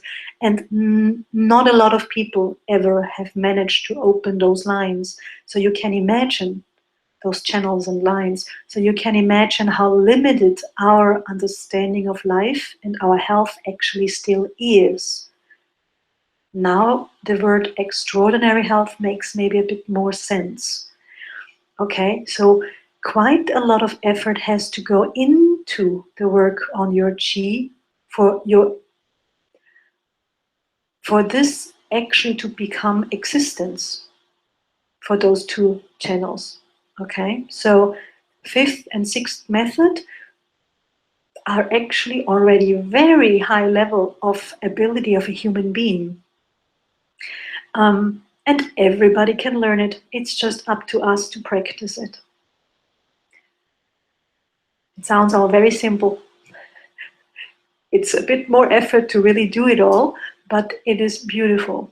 And we have to develop our abilities and our desires and our whole life a little bit with it, but it comes very naturally with Yuan Gong because we can start from the bottom and then eventually who practices receives all those benefits that each method brings, and that's why we naturally want to develop us and use the higher level method, so to speak. So it goes very natural by itself. There is no need to be scared of so much. It sounds so difficult. It sounds so complex. It sounds so far-fetched. It isn't. But it's the beginning right now. It's the basics workshop. And the future will look different when we do different things from now on. And so we will feel different, and different things will happen. Wonderful things will happen. This, by the way, is one of the most complex aspects I find about teaching or learning and practicing Ren Shui. You have to experience the amazing benefits you get out of it. You can almost not explain it. I mean, you can try to explain it when you have time, hours and hours and hours, and still it will always stay beyond the words of wow, what is really possible for us human beings? And once you know it, you will think of the state that might be normal for you now as kind of a Stone Age state. So, not that no one is better, but more developed if you use methods that follow the total reality of human life and the universal laws. Yuan Gong does. Okay.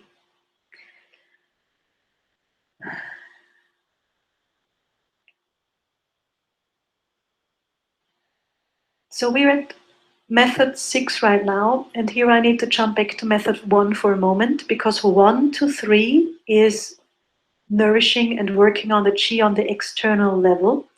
Method 4 to 6 is working on the internal transformation. And here we go. Method 7 to 9 are actually working especially on the development of your mind.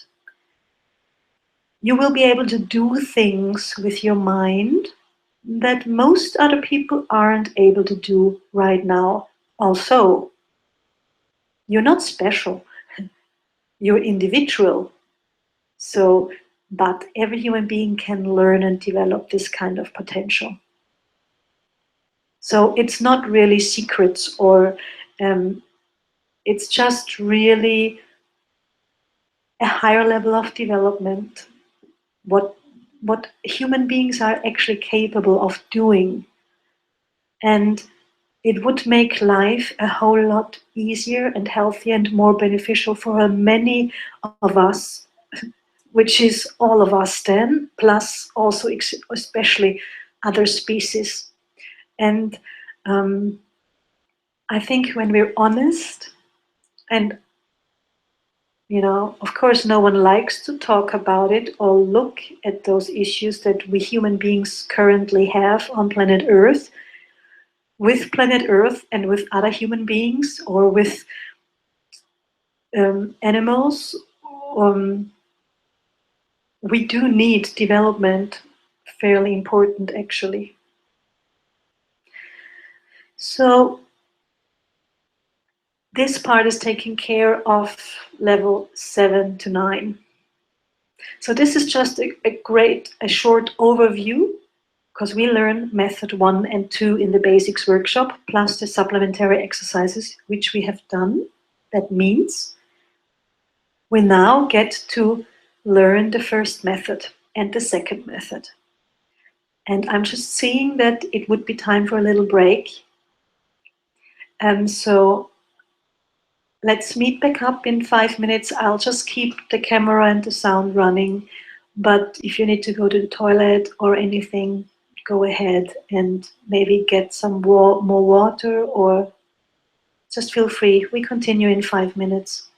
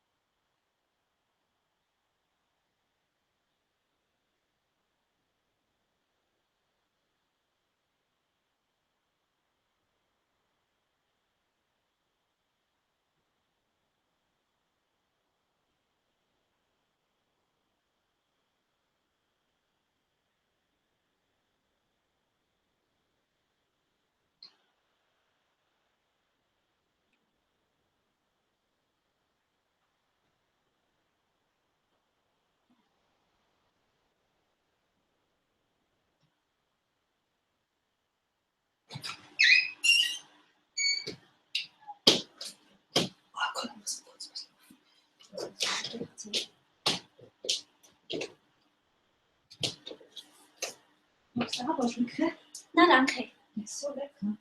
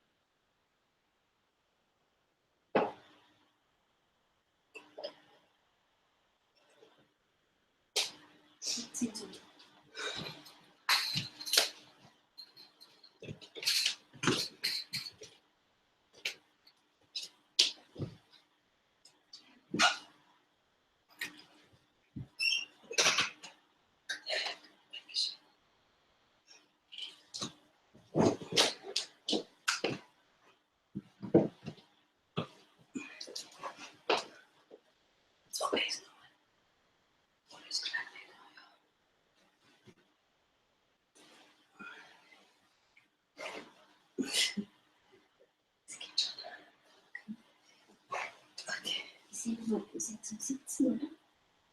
Ja, ja.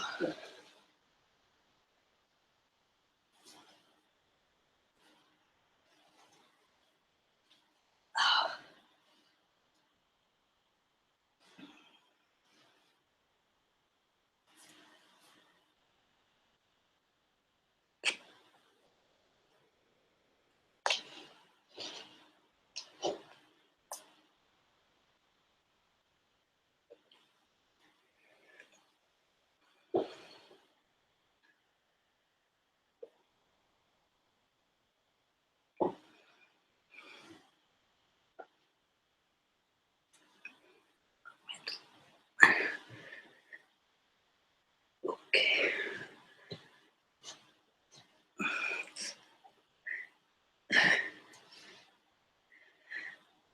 Okay. Ich bin noch nicht ganz gerade. 1, 2. Can you hear me? Test. Ah. Test. Ja. Okay. Okay, hello everybody. So we're back. So we're going to learn Tian Yuan now.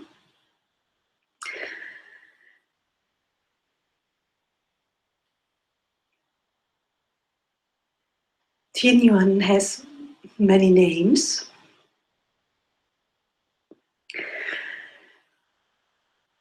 It has a Chinese name, which is called Tian Yuan. You have it in your handouts, so I don't need to spell it out for you. Tian means heaven. So it's the method of heaven. And it fits perfectly because the main feature is a very specific that fits really well to heaven.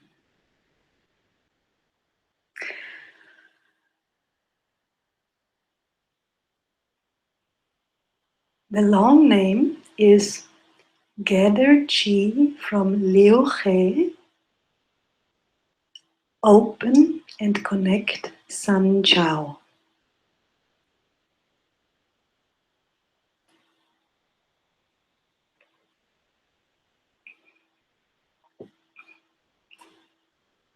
You can also just call it the first method. That might be the simplest. But having learned from Yangtze for so many years, I have learned that the Chinese language carries a lot of meaning with it, which for us Qi practitioners is very interesting because of information. Remember, Qi is information in energy, in material, forming material.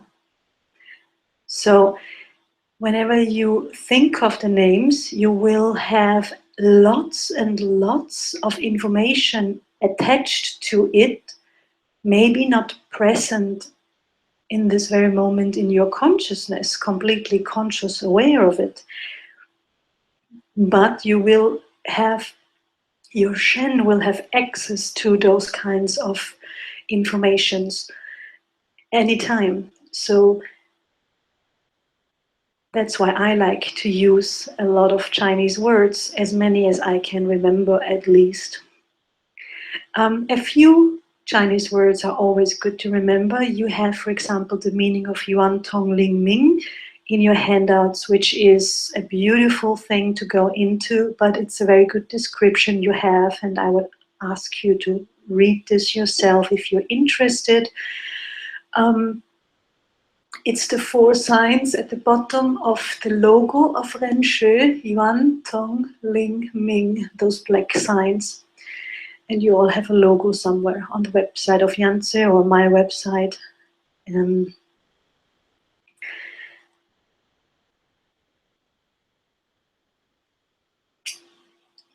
the long name for Tian Yuan, the heavenly whole method,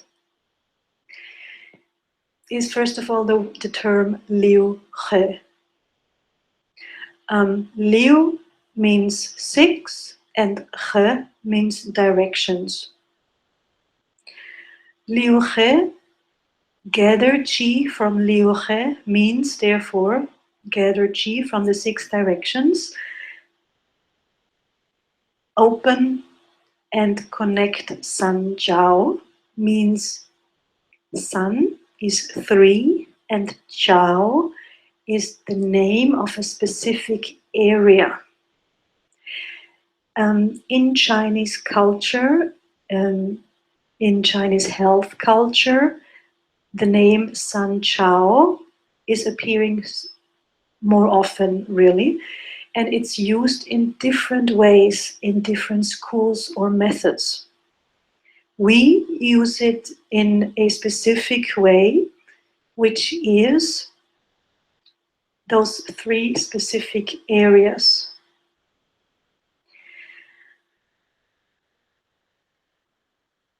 I ask you please to take out your Qi Man, which is the little drawn person that you have in your handouts, where the 3 dantians are, but also the 3 Chao.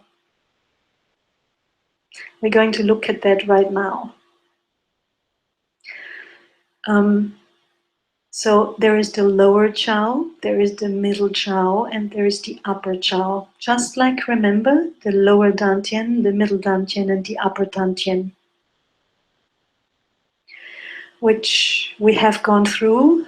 Superficially, we will go through the 3 dantians a bit more exact next time in part 4, when we learn the second method, D1. So the 3 Chao, what is a Chao? A Chao is a gathering place, like a Dantian. Dantian is also a gathering place. A Chao is just a gathering place, a different place, okay? It's actually that simple. You don't call your belly your back either. It's the belly. And the back is the back and not the belly. So the Chao is just a place that's called Chao. And the Dantian is a place that's called Dantian. So it's just different places with different names. We have 3 of them, and San means 3, or also disperse. So it has 2 meanings, but in this way here it means 3. So San Chao are really the 3 Chao. A Chao is a place in which a specific type of qi is gathering, just like Dantian as well. So in Dantian there is Dantian qi, which is a very specific quality and type of qi, as well as the qi of Chao is a very specific form or type and quality of qi.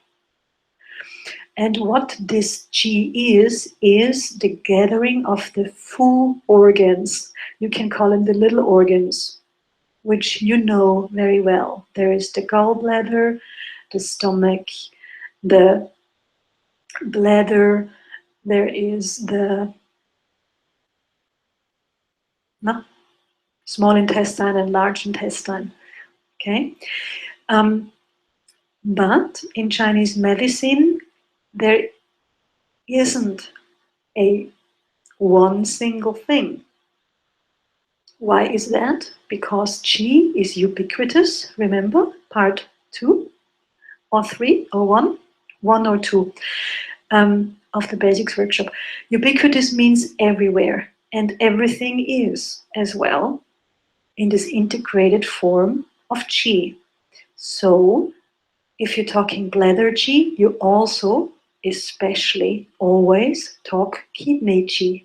If you're talking liver qi, you will always also talk gallbladder qi. If you're talking stomach qi, you will always talk as well spleen pancreas qi. If you talk heart qi, you will always talk small intestine qi as well. Or you can also say it like this. If you work on your lung qi, you will always at the same time work on the large intestine qi. When you work on those types of qi, so example, when you work on or with kidney qi, you will always work with and on bladder qi, but also at kidney qi and gallbladder qi actually, because it's all connected. But we need to make some distinction for there is different types of qi who are then interfering with others. Now, you learn much more about that in the 4th method of Yuan Gong, which is called Sha Yuan, which is all about and specifically for organ qi, actually for pure organ qi, which is a very refined quality qi of organ qi. Now there is a more coarse quality of organ qi, and this is the qi of the 3 Chao. So, although in traditional way of teaching qi, you need to work normally 10 to 15 years, or sorry, that's maybe overdone. Maybe let's say 3 to 6 years before you can really work on organ qi, on pure organ qi, because you don't reach it. You can't get to it.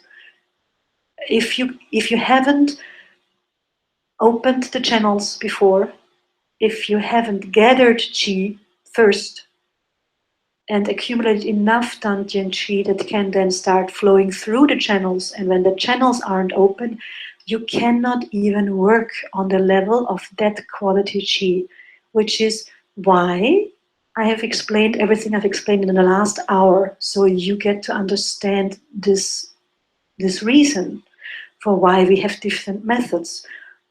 Because qi needs to be worked on accordingly in its quality, in its type. It's a little bit like grape juice isn't wine, right? Do you understand the method? It's an analogy. It's a methodology, metaphor. That's what I'm searching. It's a metaphor, right? Grape juice, I mean, wine is grape juice as well, but it is a different quality. It had to sit in the bottles and it had to be processed first, or it had to sit in the big wine thingies, barrels, yeah, in order to become, for many people, yummy. I don't like alcohol, I just don't like the whole taste, but it's fine. I like pure organ qi. So I rather have, have that sitting in a bottle, so to speak, in a barrel. I rather work with qi. If I have to ferment anything, I rather ferment qi, so to speak, which is standing form, which we learn in part 4. So, does it make sense what I'm trying to tell you? We have different types of qi, and if we want to work, if we want to get to this super cool state and condition of high refined, high quality qi, we'll have to work with the more coarse qi first. Okay, so the qi of Sun Chao is organ qi of not as high a quality as what we will work on in the 4th method of Sha Yuan, of Yuan Gong, which is Sha Yuan. So that's what the 3 Chao qi is. So it actually is the qi of the 4 organs, which are the small organs, but we remember them by the by the bigger organs. So, for example, we have the lower Chao, and you can look at your little man inside the handouts. Maybe I should show you the page. Maybe I ask, can you please tap down Qi, guide Qi down, Eva? The Qi of the lower Chao is your kidneys, your bladder, your intestines, and the reproductive organs. The qi of the middle Chao is liver, gallbladder, stomach, pancreas, and spleen qi. The qi of the upper Chao is your lung and your heart qi. And heart qi always is also the qi of the head, which is shen qi. In Chinese medicine, they are actually one. Why? Because it's just different aspect of the same quality type qi. Okay, so shen qi, the qi of the head. Somehow it doesn't sound very good. Shen qi, the qi of the head, and heart qi are different aspects of the same quality qi, very high quality qi actually. So Eva, if you could do me a favor and show this page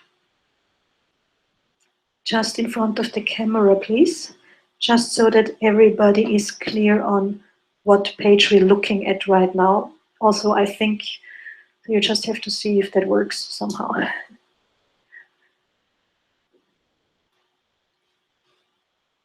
So can you see? That's the page we're looking at right now. Okay, thank you.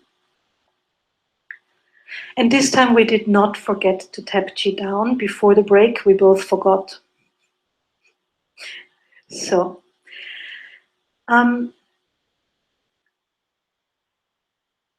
you see there's the middle Chao, there's the lower Chao, and there's the upper Chao. It's straightforward, just that there's one thing really.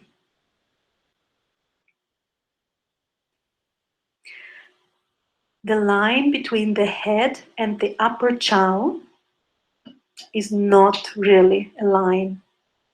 If you would have a paper, you could cross it out. It's just there for you to show you where the upper Chao actually goes, but actually the upper Chao is also the area of the head. So it's going from the area of where heart is and lungs to the top of the head, the whole area. Yeah. Okay. So just always see the upper Chao as one with the head, and also think one with the head. All right?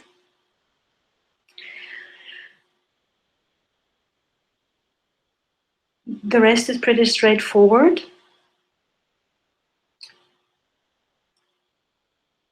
Just that it's not as exact either. So you have to imagine the whole area, but we're going to work with a metaphor here again, or with an analogy, and that is the word fog. If you have two fields of fog, there won't be an exact separation through a line. Okay, if you have fog here in the right hand and you have fog here in the left hand, and they're close together, they will merge into each other a little bit. Yeah, so they're not exact. Nothing with chi is always exact. Therefore, I have a cute little picture. Actually, can I ask you one more time? I think your legs are still good, right? You only sit for a moment. I'm going to have Eva show you a little picture. It's my chi dude. Actually, it is the Michelin man. Can you see this guy? It has the form of a human body, but not really. Thank you, Eva. So, a chi field person, which is where we go when we turn ourselves into a chi field. Um, we aren't exact forms. Like when you look at a human body, you usually, if you don't see chi, you see the straight lines along the muscles, along the skin. Okay, when you look at a bone in a picture, you see the exact lines. When you see an organ in an anatomy book, you see the exact structure. But when we think of chi, the liver has become a chi field, and of course must automatically be one with the gallbladder. And if you think of the chi of your arm and shoulder, it's not the shoulder and then the arm. They're one, merged into each other. And that's how you have to think of the lower and the middle and the upper jaw as well. The lower jaw is not ending with the end of your physical body. So the lower jaw is also your hips and a little bit around. It's a chi field. Do you know what I mean? It's more like a ball-like form. Okay, remember the little picture.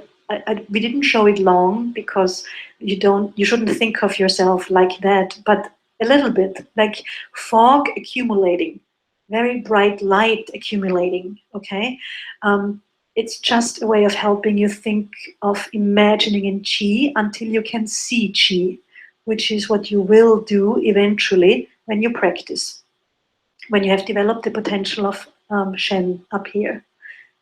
It's an ability we need to learn. To see chi requires a lot of chi in very good quality in the head, plus some understanding, like learning Greek or Spanish. You just have to learn it and build it up and practice it before you can speak and read it. So the 3 Chao is really important for you to know for Tian Yuan. That's why I take a little time here. Because we are going to open these areas and we're going to fill them with chi. So we're going to accumulate chi there. And we're also going to connect the 3 Chao. Okay? So,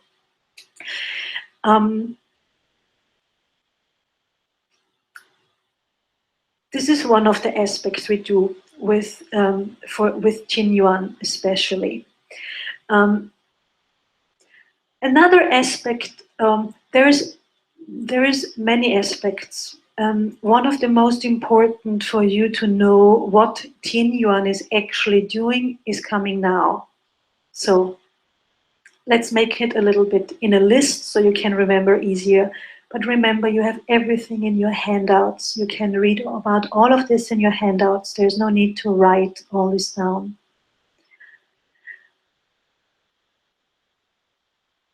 This is one thing that I would recommend for you to remember. It is really special. It's really important too. It's amazing. Qin Yuan does something very specific.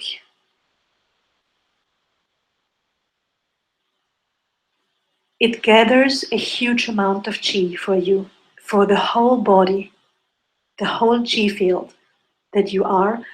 the whole of mind and Shen. So the whole of you, it gathers huge amounts of qi. Is one of the main features. So if someone asks you, what is Qin Yuan doing for you? Well, it gives you qi. It gathers qi. You get a lot of qi, much more than out of food or sleep or breathing. And that's what we need, all of us. We need more qi. We have squandered and used and depleted and wasted qi for the last the years, put in your life of years, and we need to build up the amount of qi. The second main feature that Qin Yuan is doing is it connects you, or it re-establishes for you a connection with the universe. Well, this is where we get the qi from, and this is where we are from. And in our modern world, we aren't very much connected with the universe because so in the ancient days we had all forms of belief systems, what, you know, the gods of nature and the gods of the universe and gods in itself, and all sorts of concepts that we could choose to believe in or not. And we put all sorts of belief systems onto it, like Thor, the god of thunder, and, you know, so when thunder came, Thor was angry. You know, that's just one god. We're not going to talk more about gods now. It's concepts of human beings in the end. And it's somehow, we get to work with a maybe more realistic, is that, I hope I'm not stepping on anybody's toes here. Um, the universe is being looked at only scientific these days. And in the olden days, it was looked at only spiritual or esoteric. And we need to find a realistic connection to the universe, because this is where the base material, the fundamental material for everything comes from. And if we want to be able to use this material, because let's face it, this is the problem number one of human life, or life on the planet. Economy. Where do we get the fuel from? Where do we get the stuff from that we need? Where, you know, where, how can we get more, basically, without damaging everything that we live in and everything that we are? So Qi is the big answer here. And Qin Yuan will give that to you because it establishes this connection to the universe. This is basically as far as I can go with my words. Right now, I'm out in the universe. I have expanded myself and I've unified with the entire universe while I speak to you. And I hope I can transmit that to you. You should nothing. If you want to be healthy, it would be very recommendable for you to establish a good connection with the universe, a real reaction with the universe, a connection in reality. It needs to become a reality for you, that you are from the universe, that you will go into the universe, that you come from the universe, that everything you can see and touch comes from the universe as well. It's not intangible. It is not that it has nothing to do with you. It is your sustainer. No, it's your supplier. It's where you get the stuff from, what you need. The air, the water, the food, the other humans, the other animals, the plants, everything. You do get it all from the universe, and you are part of it, and you give back to it, and you're within it. And that is nothing spiritual or esoteric. It is a reality. But we need to in order to have the human society and our life and our planet to stop damaging all of that, we need to establish this reality with the universe, and we need to close the gap that we have between what we think is me and what the universe is for me. Can you see that? Maybe this is food for thought. Maybe you have to think about this quite a little while or long. Tien Yuan is doing that to you, for you. And here I have to, I can keep talking, of course, but I recommend practice for 3 months, and then you will see. And then you probably will want to practice it for another year or two, and then look again. You will see the universe has become something completely different than it is for you now. It has become a reality that has nothing to do with esoterical, spiritual, or scientific things that can or cannot be proved. It will have become your reality. And if you allow me to add on one more, a little bit more expanded concept here, you will feel way more safer than you ever felt in your life before, because you will have this visceral experience of that the universe is sustaining you. And that's what you all get from practicing Tien Yuan. You will know where you get the stuff from to make yourself healthy and happy. No matter how long it takes, no matter how short it takes, but you will know where you get it from. And that's what Tien Yuan is doing for you. So is this a fundament or what? Is this a basic? Do you think Tien Yuan is at the right place? In what makes sense? It probably does.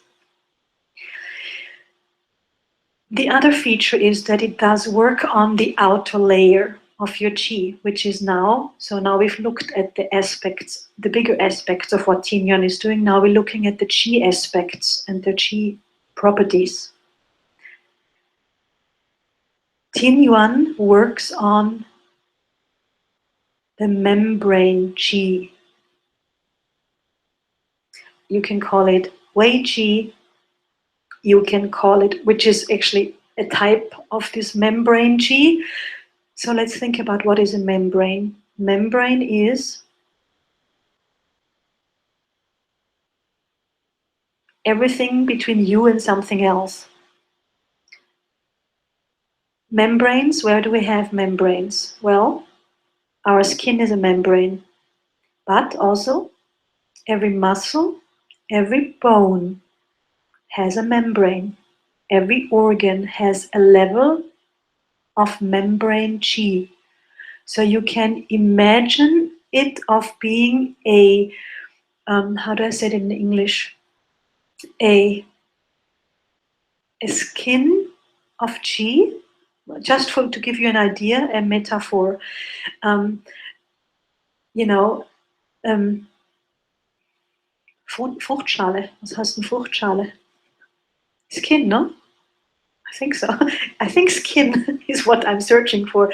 It's an area of qi that is always at the outer skirts, at the outskirts of everything. Okay, so but remember, this qi is not just your skin. It's also above your skin, in your skin, and under your skin. Also, your skin is actually part of this. Just like the skin of every bone, the skin of every organ as well. And here it comes. Please, this is important. Wakey, wakey. Every cell, every molecular structure, every atom, every Atomkern, core, every core of every atom also has a level of membrane qi. Okay, so the membrane qi is being worked on in Tien Yuan, but it doesn't mean that it only works on the layer is the word I'm searching here. Now I got it. It's not only on the layer of between the universe and you, or the air around you and you. It is also on every cell level. So you work on every level of genes have also a level or a layer of membrane qi. Okay, your eye has a layer of membrane qi. Every blood cell has a layer of membrane qi. Every brain cell has a layer. Every cell has a layer of membrane qi, and all of that qi is of a specific quality, and that is being worked on when you practice Tien Yuan, the first method of Yuan Gong.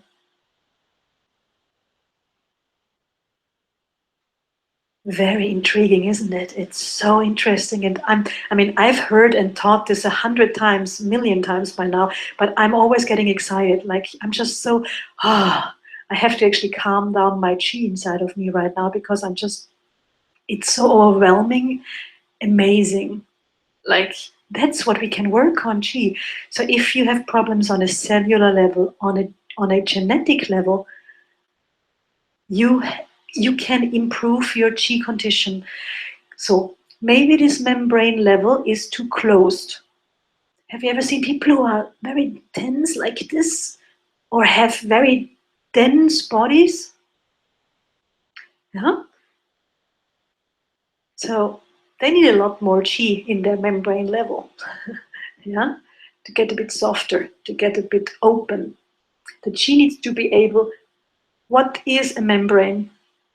Think cortex, breathing actively. Chi needs to be able to enter and exit, right? Where would it enter and exit through? From something into something, and from in something out of something. So it needs to go through the membrane level, yes. So it's a very important level of chi. Yeah. Many people often rush forward to the third method, Ren Yuan, because that's what they understand of how Qigong should look like or what it is. A lot of complex movements. But Tien Yuan is highly important, highly efficient, and it isn't for beginners. It is the basic. It's very important. If the membrane qi level isn't healthy, isn't open, qi cannot enter, which is important for healthy qi to be able to enter, to get more inside, and qi cannot exit either, which is important for sick qi to leave the body. So membrane qi is very important. So Tien Yuan is highly important. And all the way we're lucky because Tien Yuan is highly fun and really enjoyable, very relaxing, and just gorgeous to practice. And this is a secret, it becomes better with the years. So it's like it just is becoming better and better and more amazing to practice, because the more open your membrane qi level is, or the level of your membrane qi, the more qi you will feel. You will literally feel your whole self opening and closing with your clothes even. You'll feel you get bigger and smaller, and it's amazing. And sometimes you can feel your cells pulsating like that. So this depends on how much you practice and how long you have practiced already in your life. Okay, but let me tell you a little secret. It's amazing. It gets better with each day you practice. It's just wonderful. I can tell you, I missed it a lot the last 8 weeks. So also you can practice it in your head later on, but practicing it with your body is of course a bit better. Here I go again. I was quite worried I wouldn't know what to talk about, and now I need at least, I only have 1 hour left, and we haven't even started practicing. But again, the theory is very important for you to learn. I've explained to you why. And the practicing, you have your whole life, and we will learn it decent, the form, but the theory is what gives you the information. The theory, what gives you is what gives you the understanding. And the understanding gives you the desire to practice. And that will give you that you will practice the reality of you practicing, and that will give you the benefits. So the basics, again, now you know why I called it basics course and not beginners course. The basics of this work in your life is theory. Through application becomes reality. Okay, so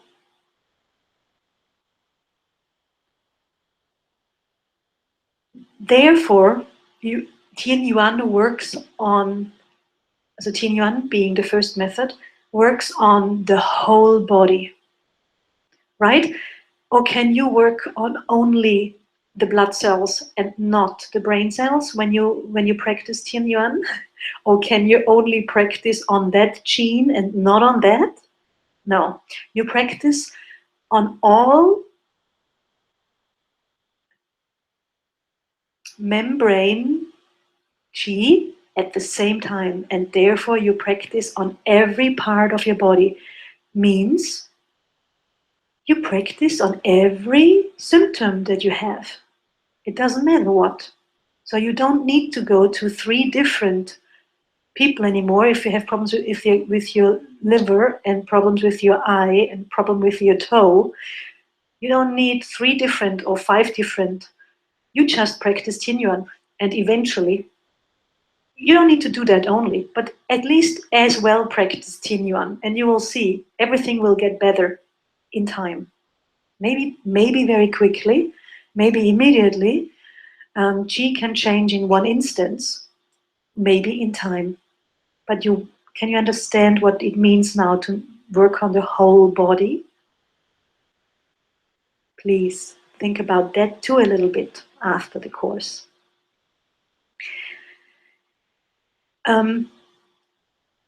It works, Tien Yuan works on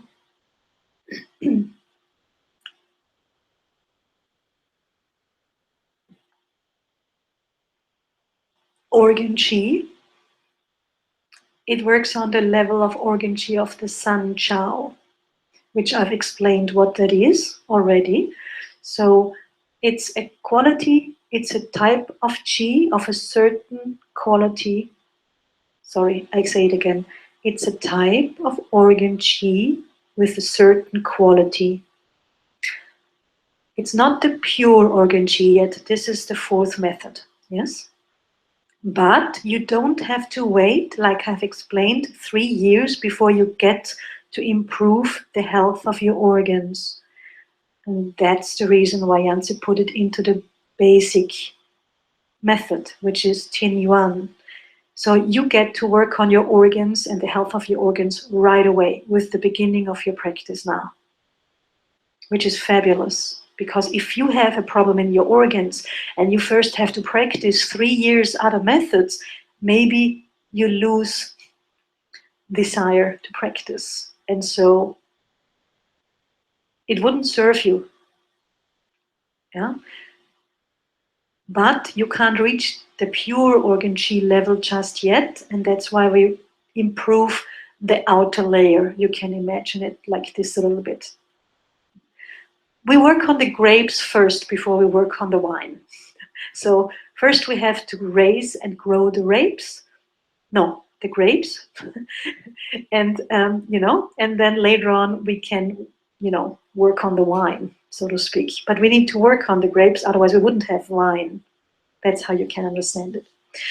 Okay, then It takes care of two other areas, which is not the main areas anymore, but important. So Qin Yuan starts opening up the qi channels, which is more the job of the third method, Ren Yuan, which is responsible for unblocking all the qi channels and making them clear and free. But Qin Yuan is starting to do that because we work with the whole body. Squats, by the way, do that too, okay? And the other side effect, which is a positive side effect, in Yuan Gong, there's only positive side effects. That's the amazing thing. Where else do you know that in healthcare?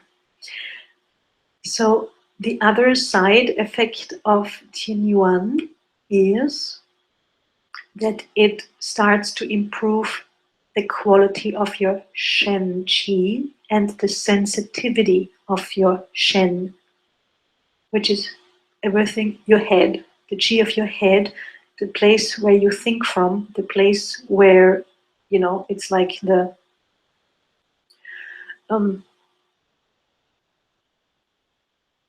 Zentrale, the center of your, you know, the relay center, you could call it. That's what your brain is. And your head, where the seat of your consciousness, also your soul as well. So the abilities, your potential of how you can think and how you can use your mind depends on how you can use your qi, and also depends on how the state of your body will be. So it depends on how you interact with others, with other things, with the whole place around you. It depends. The state of your Shen is important, and the more sensitive you are, the more clearly you can work with information, because the more exact you can find information.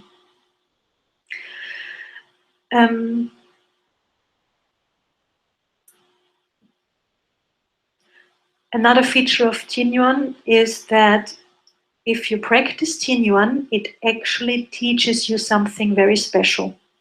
And that very special is that you can learn through practicing Qin Yuan, you can learn how to understand the mechanism of healing works. Healing yourself and also healing others, meaning how you can transmit qi to others to help them.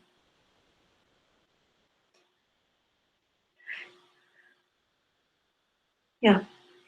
Another interesting part of Qin Yuan, which is now a bit more technical, is actually that there's a lot of variations, a lot of different ways how you can practice it. You can practice it very short, you can practice it very long, you can practice it in a room, you can practice it outside in nature, you can practice it everywhere. In traditional Qigong, there was a lot of restrictions towards not here, not there, you know, take care of this or that qi field and so on. We don't have those restrictions. So it's you can flexibly practice it slowly. You can practice it very fast, very slow. It all works on different aspects. So also it's very simple. There's a lot of ways how you can practice it. Would you tap qi down, please, Eva? Guide qi down.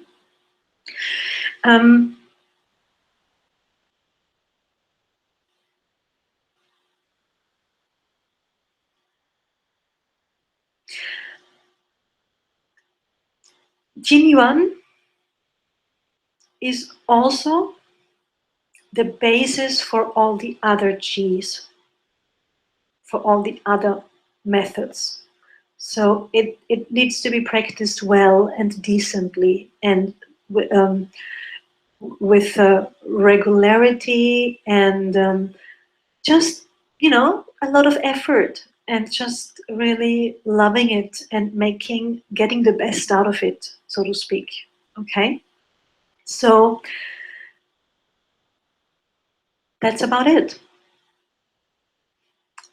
We will ask Eva to show us one demonstration of one round of Tian Yuan with 2 or 3 everywhere on each different ja, einfach three times from here to there to shoulder, from shoulder up 3 times, and a bit quicker. So just give her a few moments to get into a really good state and to her preparation. Like you've learned, we always do preparation. So right now she's actually, she's drawn back the vision. She's put her tongue back on the top of the roof. She has relaxed her whole body. She has lifted Hu Yin to Ming Men. She now is emptying herself and expanding into the universe, building and unifying with the Chi field for demonstration. And just open your legs a bit more, your feet. Yeah? Sorry. Good. And while she's doing all of that, going into a beautiful state and unifying, she's going to now start showing you Tian Yuan.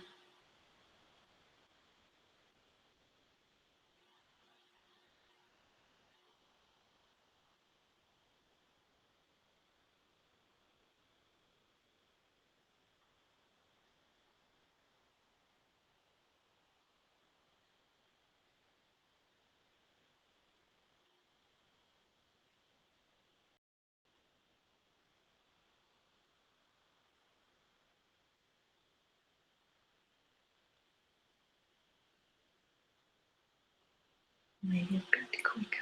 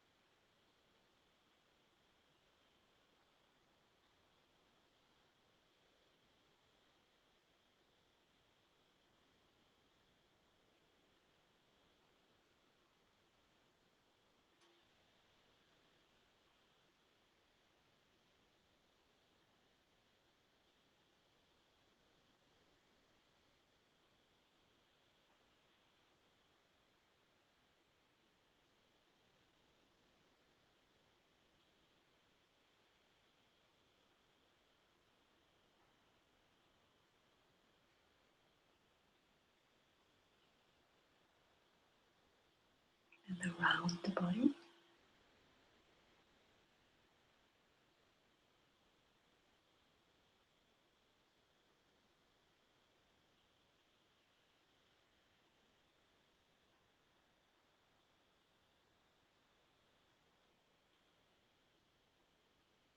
Nourishing Chi. Thank you. So This was a whole round of Qin Yuan, made a little bit shorter for demonstration purposes, but now you have seen every movement. Looks very simple, doesn't it? Or does it look complex to you? We'll see. You'll see. We're going to break it up very simple, in simple parts. First, we're just going to talk, before we go into the technical details of the method, I'm going to talk a little bit about how we practice that.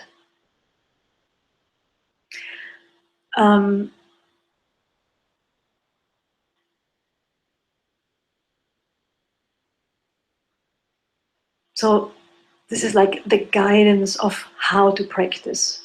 Okay, the guidance for Qin Yuan practice. The mind is calm, Shen is vibrant, free, and bright. So we're going into a very good state. Mind is calm through the preparation already. No matter how fast you move, you're very calm. The movements, your Shen is in this very uplifted state. You are like soaring like a bird, free in the skies. And so that's how you practice.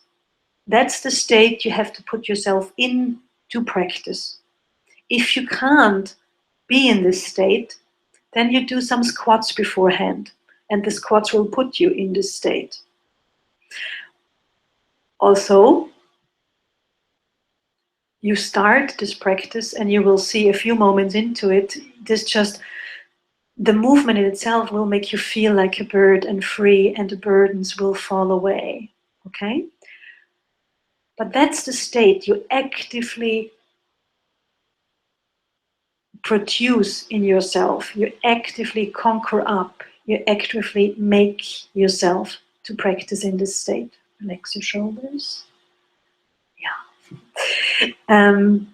Sometimes demonstrating, it brings upon a little bit of unusual tenseness that we usually don't have. When she practices by herself, she doesn't look like that. So I just told her to relax the shoulders a bit, which we have discussed in Forefield, that's what we're going to do, because you only learn when I help her see some things as well. And I learn too. The second way of how to practice is a big opening and a big closing. So what you think is the mind activity in this, it's like in pulling chi.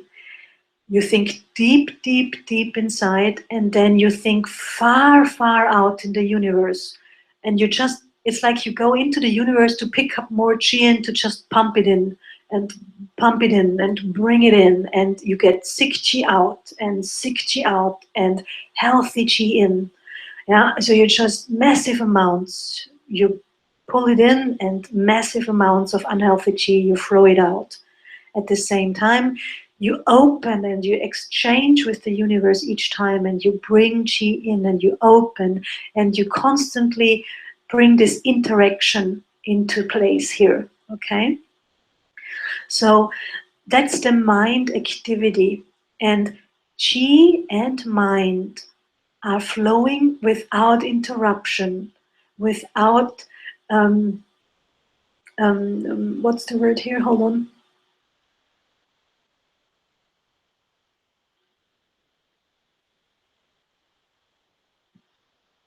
See, I don't read this very often. Yeah, they flow without interruption, without breaking down. You can visualize chi coming in. You can also imagine chi coming in. You can connect with chi. All you are is chi, and you open and you close. You become the universe, and you bring the universe in, or you pull chi from there in. That's what you do while you do the simple movements. Your mind is opening big and closing big, and everything is flowing completely without interruption or edges, so to speak. Yeah? The whole body is moving as one, like worms and snakes in a circular and rounded way.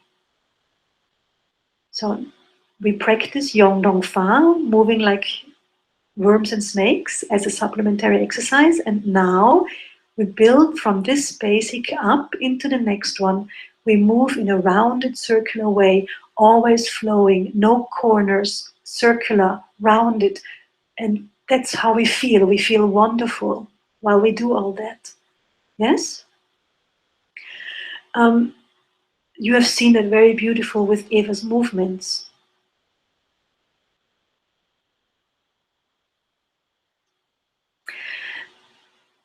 Also, the upper body flows with the lower body. And the left and the right are very equal. Yeah? So you go down and up, but you open and close at the same time, and everything is very flowy, liquid, fluid, and one. It's not that you standing still at any time while something else is moving. Everything is moving all the time. So when you open, you also stand up and open the, when you close, you bring it back with a few exceptions, you'll see. But it's all working, flowing in one. So basically, that's the fourth way of forward guidance. Basically, you move like drifting clouds and flowing water. Mind, chi and body unobstructed, without any hindrance, without any obstacles. There is a sense of freedom to it, a sense of serenity. You will feel serene, you will feel serenity, you will feel freedom. You will feel a total presence of yourself, of an awareness. You should try to feel totally at ease with yourself, not thinking, oh, am I doing it right? Or what am I? Just flow, just be yourself, no matter what form you are, no matter what's going on. Let all of that be outside of Tien Yuan practice, and just be here and now and flow into and out of the universe with yourself.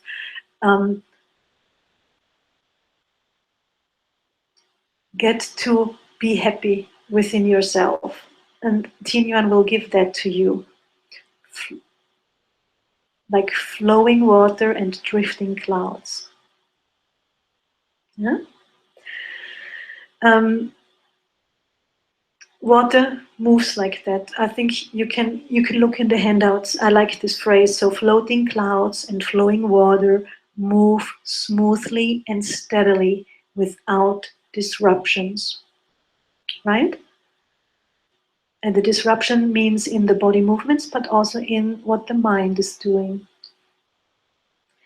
Good. So that's how we practice. And of course, you get to learn the technique now. So of course, first we have to focus on the physical movements and what comes then. And with time, practice, you then get to experience and incorporate those concepts that I've just been talking about, the fluidity, the freedom, the serenity that comes with practice. So don't worry when you have to think a lot now, or figure out. If you please stand up, we're gonna go through everything step by step, and you can join in right away now. So your body can do things while we learn things.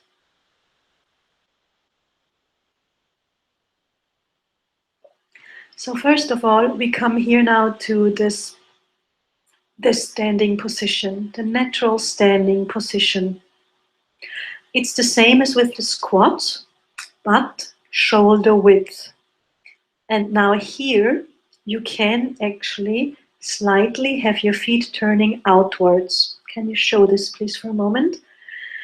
So important is shoulder width, and it's your natural stance. So just stand up and just put your feet there at the width of your shoulders, and then see, there's no need to adjust them. You just naturally stand the way you stand.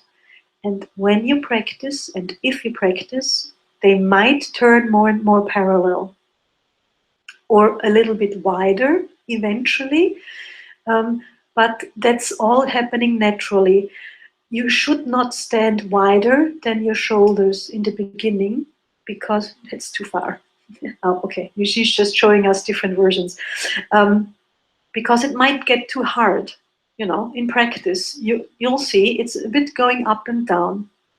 So feet shoulder width apart in a natural posture, lifting up from Bai Hui. Tongue tip is resting on the upper palate. Chin is close towards the throat. The neck is open and long. Your arms are hanging naturally in the beginning. And you have lifted Hui Yin, so your lower back and pelvis is in the right position. We've gone through all of that. Then you go through relaxation and building of the chi field. In Yuan Gong, we have a special form of doing that. It's the 6 verses, which I will tell you later on when we practice. You will know what to do. It's thinking inside, it's going outside into the universe, and then it's bringing the chi into it. Opening, bringing it into it, and putting the right information in, like we have learned when we learned how to build a chi field.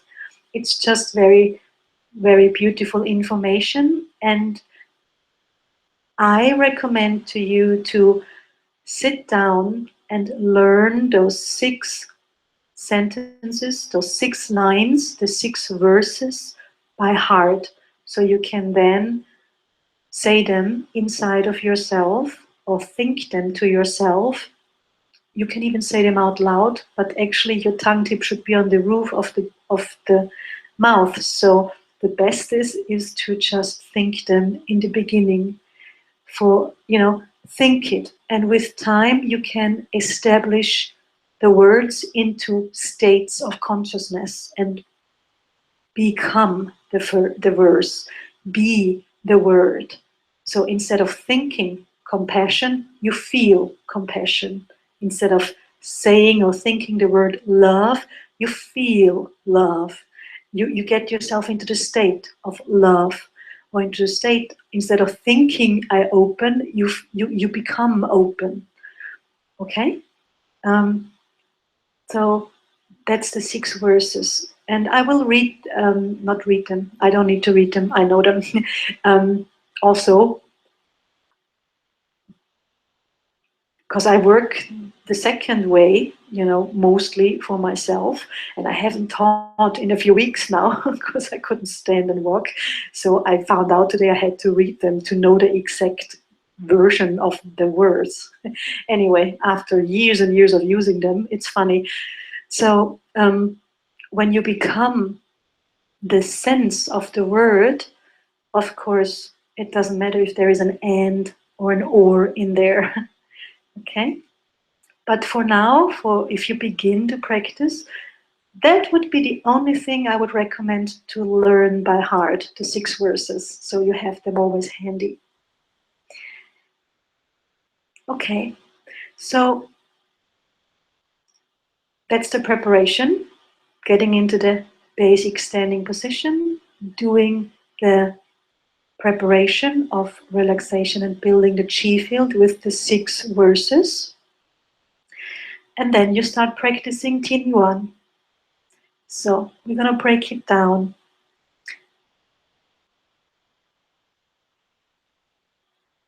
First of all, we have the first part, which is gathering chi from Liu He.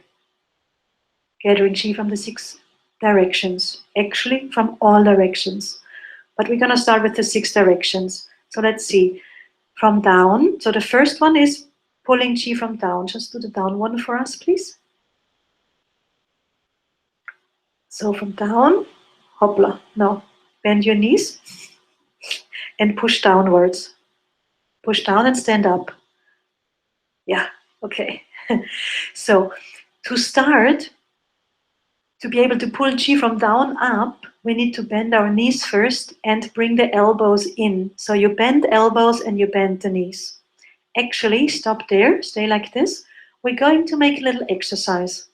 Just pull your elbows in a little bit to the body. Yeah? So can you see? Elbows are bent, knees are bent. Now stretch your elbows and stretch your knees, just like that. Good. Now bend, pull your elbows in and bend your knees. And now stand up again, stretch. You join in, please. Again, bend, elbows and knees, stretch, elbows and knees. Bend, elbows and knees, stretch, elbows and knees. So, very simple. Can you do it more harder and fast? Just so you can, exactly, mechanical. Bend, stretch, bend, stretch, bend, stretch. Can you see? Thank you, Eva. So, it only looks so wow or so complex because of the rounded movements and the good state. Technically, it's, show again please, the technical version, it's very simple. Bend the knees and bend the elbows and stretch a bit further away your arms so they can see a bit better. Yeah. Yeah, see, it's very simple. Can you do it? Right. It's bending your knees and stretching, bending the knees and the elbows and stretching the knees and the elbows. So now apply the rounded version to it. Just apply the roundness to it. So now you just make the movements all a bit rounder. And you imagine to be far out in the universe and suck in the chi deep inside. And now send it out and suck it in. And send it out and suck it in. And send it out and suck it in. And that's all you do. Can you see? Very simple, right? Okay, just keep going a bit up head. And every time you do that, you go a little bit higher along the sides of the body. Your hands are besides at the side of the body. They shouldn't be in front. Stop there. Turn to the side, please, facing me. And bring your hands forward a bit, forward. So that would be wrong. Can you see? Sorry, I touched. Bring him back besides the body and just continue. So can you see? It's all in one line. Okay? Now we show you wrong again. Go further to the back with your hands, to the back. So you don't want to have the hands in the back and you don't want to have the hands in the front. The back doesn't work anyway. And to the front, you don't want to be pushing and pulling there. Okay? So you do it at the sides of the body. Okay, thank you. Turn back forward, please. And continue again, just somewhere. Okay, so at the sides of the body, and so you start all the way at the bottom. And then you go, each time you do that, you go a little bit higher. Can you see? Every time her wrists are ending up at a little bit of a higher place. All the way until she's basically on shoulder width. So show that one again. Good. So, not from all the way, just from here. Yeah, to 2 or 3 just up. So every time a little higher. And now stop there. And now can you see? Now her palms are all the way on shoulder width. And what happens there now is you turn the palms forward, coming down. And now you push upwards but forwards. Stop there. Turn to the side, please. Yeah? Okay. Come to this position again. Okay. Come down and turn the palms. From here, you're coming down and turning the palms, and now you push forward. Forward, yeah, and continue down. And now you go downwards each time a little bit more.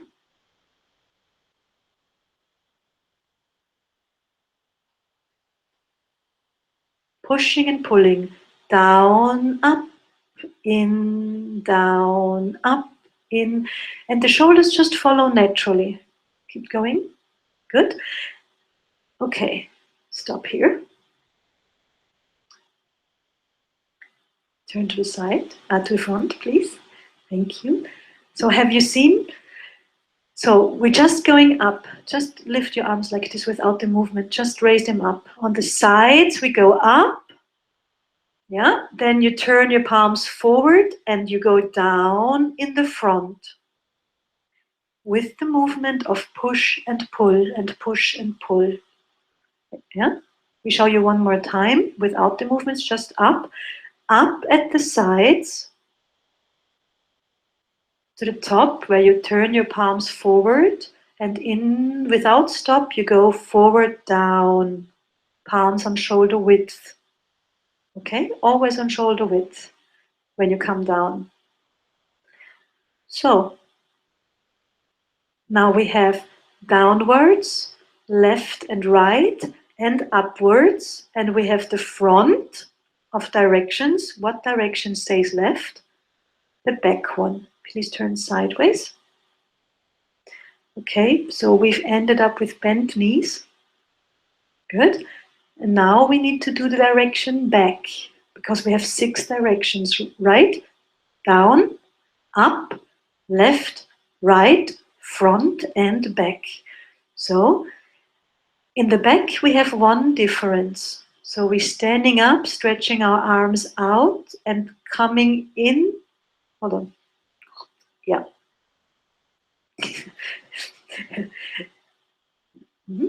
Nicht so weit vor, weiter nach hinten. You're pulling chi from the back. Standing up. Stop here. When your arms are doing these circular movements, like you're shoveling chi from the back right now.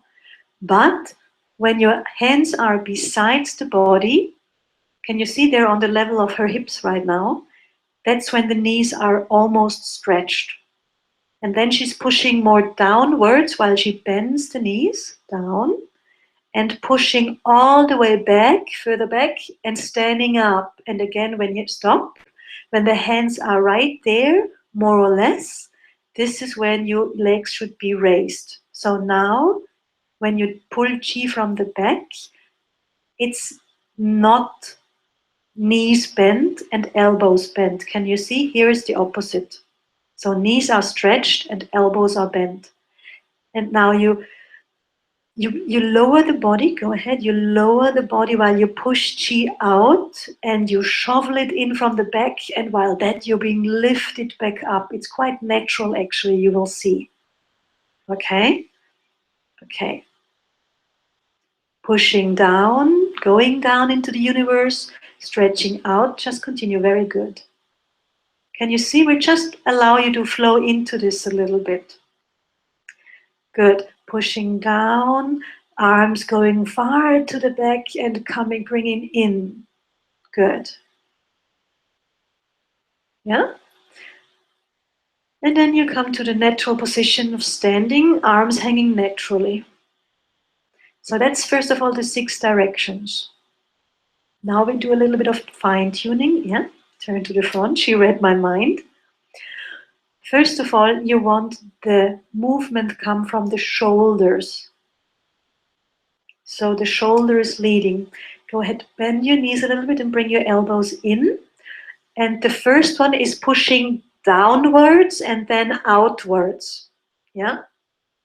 Good. So continue to do this movement, please. Just, yeah, continue to do this. Just pushing downwards. Just keep getting the chi from down. And her shoulders go out, up, in, and down, like the hands. The hands go out, up, in, and down.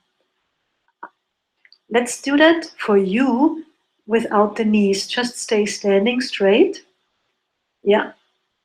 I know it's not easy. Pushing down, shoulders pull up, hand go up, in, down, and out. That's exactly what the shoulders do. Out, up, in, good. And keep your hands flexed a little bit so they can see this movement a bit better. Here. Yeah, okay, continue. But so here, flex your hands, push away. And now round out. Yeah, great. And now, yeah, good. So you're pushing the chi away. Can you see? Good. Yeah. Pushing out and in. And your shoulders, they guide the movement, okay? So, and then, so go ahead, go up, in, and a bit higher up again, in, and a bit higher up again, in, and then go all the way to the top, then with the next push. Shoulder width, turn the palms forward. You turn your body, please, Eva. You don't need to turn at home. Okay, so we have just turned the hands, but we have no stop there. So let's go one more time to the sides, like this. So we've just been pushing like this. And then as we come up here, we turn the palms in one flow, and without stop, we push forward, upwards. Good. The shoulders go forward, upwards, downwards, forward, upwards, backwards and downwards, forwards, upwards, backwards and downwards. Very simple, very natural. When you push your hands forward, your shoulders push forward too. When you pull your hands back, your shoulders pull back. And actually, the shoulders lead the movement, not the hands. So when we do it to the back, we do the same thing, flowing back, up and down. Shoulders go back, go up, and roll forwards and roll downwards. And the shoulders roll back and up and forwards and downwards. And this is where you open the neck and the shoulders. So this Jinyuan is very healthy for your health of your spine, your neck and your shoulders, which in turn is good for the heart and the lungs and the mind and all of the organs. So that's why I always end up the whole body. Good. Clear? Okay. Now I would like you to go forward, please, closer to the screen, and just show them the push and pull of your hands, the gentle open closing. Yeah. So you might have to kneel for a moment. Can you kneel? Yeah. And a bit closer.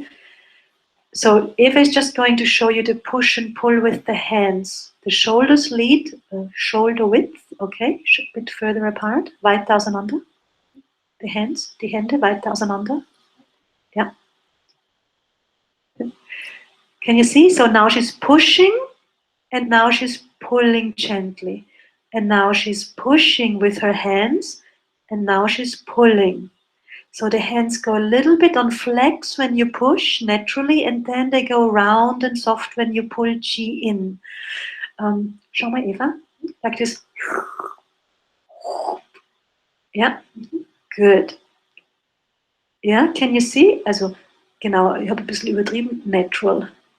Very good. So show it from the sides, please. Just look at her hands and you can join in at home. Push and pull. Maybe schau, dass du in der Kamera bleibst. Genau.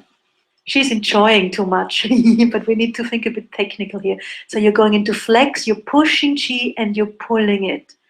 You're pushing it and you're pulling it. Yeah? Good. Okay, thank you. Kannst du zu mir? She's such a great demonstrator, isn't she? You're doing really, really good, Eva. Bit lighter. Okay. So far good. It's very simple, right? And the good thing about learning it in this format, not in a live course in a class, Now you can go back and watch it all again, and not right now after the course, please, but you can get savvy with all of those kinds of movements. Good. Now we put the next level on top, which is we start at the bottom and we go 9 times to the shoulder level. So just stretch your arms from there. Stretch your arms completely, please, like this. Okay, and now just go up to the shoulder level. Yeah, yeah, and stop there. Okay, so one more time down. Look at this place. From here to there, you go 9 times. In and out. So you push and pull 9 times. 9 times. Then you push and pull 9 times from here to here. Every time a little bit higher. So bring your arms down again, please. All the way down. And now just raise them every time like 10 centimeters. So 1, 2, 3, 4, 5, 6, 7, 8, 9. All the time pushing and pulling, but this is where you always go a little higher. Whenever you push a little higher, pull in, you push a little higher, okay? The same you do here. Up, 2, 3, 4, 5, 6, 7, 8, 9. Turn forward and now continue down. 1, 2, 3, 4, 5, 6, 7, 8, 9. Stop there. Turn to the side, please. So you go down 9 times, and each time you push, you go a little bit further down. And again, 1, 2, 3, 4, 5, 6, 7, 8, 9. You're almost. You see, we don't measure, but you have this area. Bring your arms up, please, in front. So you have this area from the top. Maybe you bring this arm up, please. Yeah, up above your head. So you've got 9 times between the area from the top of the head to the shoulder height. Down. And then you have 9 times between that area and all the way down. Very good. Easy, right? Very simple. And then now you get to guess, how often do you think we're going to pull chi from the back? Yes, 9 times. Very good. Just that movement is not to be adjusted. It's always the same from the back. 9 times. Okay? That's the part 1 of Tien Yuan. Then, so this all is the part of gathering chi of Liu He, the 6 directions. 9 times, 9 times, 9 times, 9 times, 9 times. So we have covered the 6 directions. And now we come to part 2 of Tien Yuan, which is open and connect Sun Chao. So first we do the opening of the Sun Chao. Now, you've just ended up like this with slightly bent knees actually, because we have just pushed chi down after the last round of gathering chi from the back. So now your arms are stretched and your knees are bent. For opening of the 3 Chao, we start with the lower Chao. So bring your hands a bit out, please, here. So that's how we ended up, okay? And actually, we haven't ended up like this. We have ended up like this. Okay, so, yeah, the palms are facing backwards.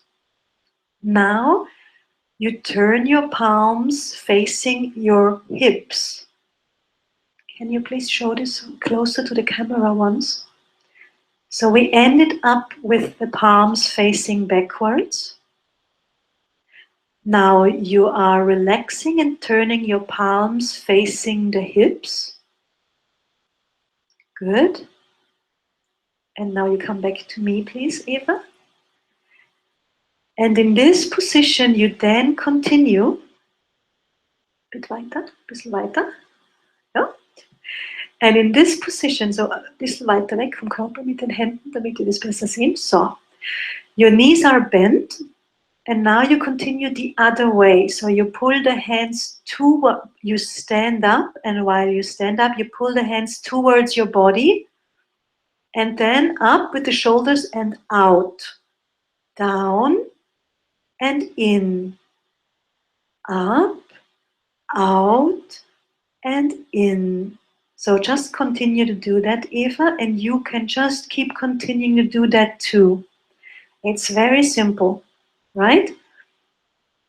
So you're pulling chi towards you into the lower jaw and you're pushing it out. In, shoulders go up to the ears, outwards as good as possible, down and inwards. Up, out and in, pulling the shoulders towards your ears, up the ears and out as good as possible and down. The shoulders lead the movement. Very good. Continue just to get used a little bit. And now we apply the conscious, the mind activity, which is thinking of lower jaw and the universe. Thinking to fill the lower jaw and the universe. A bit slower, please. Thinking, filling the lower jaw and the universe. Bleib neben dem Körper mit den Händen, nicht vor den Körper gehen. Genau. Good. And you stick with your hands besides the body. You don't go in front of the body. So if I show one wrong one, she's going to show you one wrong one right now. She's going to go in front of the body. Can you see? The hands don't go there. Now the right version again. You stay in besides the body. Good. Out. Good. Straight back. No hole, no hollow back. Good. Continue. Yeah. Continue. Yeah, you keep your back nice and rounded outwards would be the best version. No hollow back. Huyin is lifted. Stay besides your legs with the hands. Good. Okay, so this is the lower jaw. Very, very, very simple. And now for changing, stop there, please. Now we have done that. How often? 9 times you're doing the lower jaw. So you're gathering chi into the lower jaw. Make yourself familiar. You can just stand up for a moment, please. You can make yourself familiar with where the lower jaw is. You need to know that. You're filling this whole area of the lower jaw. Okay? So you need to think lower jaw and you need to think universe. Think lower jaw and need to think universe. Before, when you have gathered the chi from Liu He, you always think your whole chi field body is being filled. And you think deep inside, and then you think as far as you can out. Yeah, and actually, you don't think like you build a chi field open, open, open, open. No, you think as far as you can right away. While your body is steadily opening, your mind is immediately out, like with the squats. And then you think deep inside the body all the time, all the time, all the time, all the time, all the time. And now you think far out into the universe, but you start opening, but your mind is already out. Yeah? And then you think deep inside already. You don't keep coming in, you're deep inside. Okay, so there's no in-between steps or gradual opening. You are far out and you're deep inside. Okay? In gathering chi from Liu He, the whole body, and in the 3 jiao, in the corresponding jiao. So, okay, let's go to the last position we've been to. Just do 2 or 3 lower jiaos, then you get into it. Other way, other direction, towards, yeah, out. Towards lower jiao, out into the universe, into lower jiao, out into the universe. And here, stop for a moment. And now we're gonna change to the middle child. Look and watch, but also just come with her. So you're bringing the hands in front of lower jaw and then you're raising them up to middle jaw. It's like you're holding a chi ball. Can we see the same movement one more time from the side, please? Very well, great. So just do one or two lower jaws. So you do the lower jaw. Can you see her hands are besides the body? And now we're changing to the middle jaw. So you stay light slightly down and you carry the chi in front, holding a chi ball, raising it to the level of middle jaw, which is liver, spleen, stomach, gallbladder, this area, right? And you're holding a chi ball very naturally. She's doing that very beautiful. Can you please walk a few steps there so they can see that? Yes, stop there, turn to the side and do it one more time from here. Okay, yeah, from here, good. So towards your hips, to one lower jaw. Lower jaw, out, and now we're changing to middle jaw. You're carrying the chi up to middle jaw. Can you see now she's holding a chi ball right there? And now show them right there. So you open your elbows out to the back and to the outside, and you bring the hands forward in a big circle, facing the middle jaw. Now your hands don't go like this, they go like this actually. Yeah, good. Out, and now facing the middle jaw. Genau. Good. Out, and the middle jaw. And now we're out of the camera, so now you come to me again. Super. Good. Please face this side. Yeah. Good. And make a step to the carpet edge. So you're a bit more to the front. Sorry. Just make a step to the left. Yeah. Great. Okay, so let's do the middle jaw from here. Good. So you open out and bring the palms facing forward towards middle jaw. And you just open out, elbows leading the movement. What does that mean? The elbows go up, open out, and move in. Great. And then we apply the legs as well. You're standing up when you open, and you bend when you draw chi in. Opening out and stretching, bringing it back in. Opening out when you stretch. Good, and bring it back in. Thank you. Stop there. Turn forward, please. Yeah. Good. And let's do like this a few more times so you can see it from the front. So elbows open out. It's basically just you go out to the back and you get all the chi from the universe and you bring it into middle jaw. Ein bisschen niederer, wenn du zurückkommst. Open out, middle jaw, not upper jaw. This is too hoch. Yeah. So, and you want to stay on the level of middle jaw. So you see out. Gut, nicht höher. Genau. And in. Very good. Yeah. Continue. Wenn es noch geht. And you're drawing the chi into middle jaw. Can you see? It's very simple. So maybe you can step forward a few steps, Eva. Stop there and just continue to do it there a little bit. Yeah. Füße ein bisschen weiter. Elbows leading out. Open, gathering all the chi, turning the palms, pulling chi into middle jaw. Thinking the universe. Thinking middle jaw filling up. Thinking the universe. Thinking the middle jaw is filling up and everything is healthy and well. Good. And then we change. So you come to middle jaw like this. We have done middle jaw 9 times. And now you turn the fingertips upwards and bring it in front of the face. Stop there. Now your hands are inside your head and your arms, elbows are inside upper jaw. And now we do the same thing as we did in middle jaw, but we open and close upper jaw. And you think upper jaw. Go ahead. Elbows lead out. You stand up and you guide chi down. And again, up, open wide out, and draw chi back to upper jaw and the head. Continue, Eva. Thank you. Just keep going while I talk. As you see, she is pulling chi with her hands into her head and with her arms into upper jaw. So good.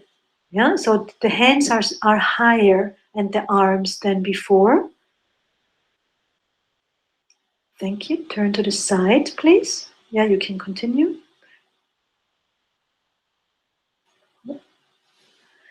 Out and in. Out and in. Can you see she's always above or at shoulder height actually? Good. Okay, ein bisschen weiter zurück hier mit den Händen jetzt. Weiter nach hinten. Yeah. Good. You can really get all the way from the back. The chi out and in, thinking head and upper jaw. Good. And the 9th time you stop here. So we've done the upper jaw 9 times. Yeah, can you bend your knees for a moment, one more time? So now I actually would need you. So now you stand up. You stand up and bring the hands above the head, but then they won't see it in the screen. So if you please kneel down there in front of again and closer. Yeah. So we've ended with upper jaw. And now you stand up, which she doesn't right now, and guide the chi above the head with the fingertips just going up straight. Good. Up straight. Bai hui and up straight. All the way, stretch out your arms. Open, open out, which we show you from the front. Okay. So we're going to show you the whole thing from the front. So this is where we've ended up after 9 times upper jaw. And then you bring the hands up above the head to Bai Hui with the fingertips looking upwards. Not touching. Hold on, stay there please for a moment. Yeah. So now your hands are above Bai Hui, the top of your head, fingertips looking upwards, not touching. And now you bring your fingertips outwards, opening out to a circle, and you're embracing the whole universe above. And then you stay there, stop there, and you're pouring chi. Stop up there, please. Bit higher, there, yeah, great. Rounded, no corners in her wrists, all is nice and round. You're showering chi down. Okay, thank you, Eva. Now please come back to me to stand up here. So we have opened upper jaw 3 times, and then we bring the chi above the head, and here starts the other part, which is called connect San Chao. So until now we have done open the 3 Chao, and here now we start with connecting the 3 Chao. Let's start one more time at upper Chao in the head. So hands inside the head, great. Okay, so this was the part of doing the 3 Chao, opening the 3 Chaos, and now we start the part of connecting the 3 Chao. Okay, so hands above the head, fingertips above, open up, embracing the whole universe in a circle, and then showering chi down. Stop here. You can now stop here and imagine that you are like a garden hose that's open, and you keep showering chi down from your hands, from above the universe. You just go and you keep just let it flow through you. You can pour chi like this for as long as you want or can. And then, whenever you're ready, you start flowing first with your hands down. And I think we first have to go to the front and show the hand form, please. So just show them, not above the head, just go close with the hands towards the, even closer to the camera, please. Yeah, just show them the hand form. Just the hand. Just the hands form, yeah. Just bring the thumbs, the fingers all go close. Eva? Yeah. Okay. All right. Even closer maybe and further apart so you're not in front of your face so they can see it. Yeah. So we get you to show the hand form. So can you see none of the fingers are touching, but they're as close together as possible without touching. And now you bring them together in front of you. The back, not the fingers, the hands. And again, the hands aren't touching. Can you see? They are as close as possible, but they're not touching. And the fingertips are all drawn together and the thumb is inside the hand. So show the hand from all directions. Yeah. Okay, show one hand into the camera maybe like this. Yeah. Gentle fingers. Look, Eva. Together. Yeah, great, like this. So show that. So she shows you the fingers very well. So you form both hand forms with both hands. Okay, good. And then we show you what we do with that.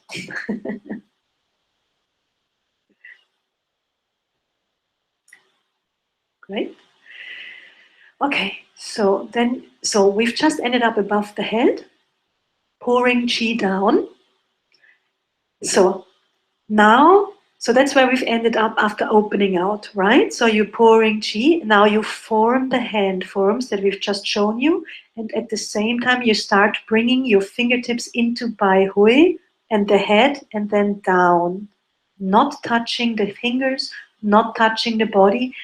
Pulling chi down through the head, the upper chow. Continue without break, yeah? Connecting to the middle chow. Connecting to lower chow. And here you open out a little bit and just go down the sides of the legs. Guiding the chi down through the legs with your mind into the universe below you. And then you pick chi up and you pick a chi ball and you guide chi up again. Up above the head. Form the hand form and without interruption guide the chi down again. And you connect the three chow. You can continue, just keep going. Opening down all the way, arms completely long and down in the universe, and then you form it, you grab a chi ball again, nice and rounded, the arms, and you bring it back up again above the head and down.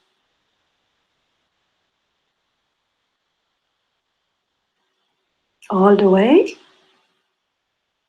Continue, continue. We just do it a few times. Good. Just so you get to see the movement. So you pick up a chi ball. Here there's like an oval. So you get, good, thank you. Let's show this part a bit directly. So please come down with your hands down to here, besides the body. So can you see here the hands are about as wide as her hips or her shoulders. Now, leading from the shoulder, again, the shoulder is leading this lifting of the chi movement. And stop there, can you see? Her hands are going further apart. So it's like an egg. You lift the chi ball that goes wider and then comes narrower again as they come naturally above the shoulders.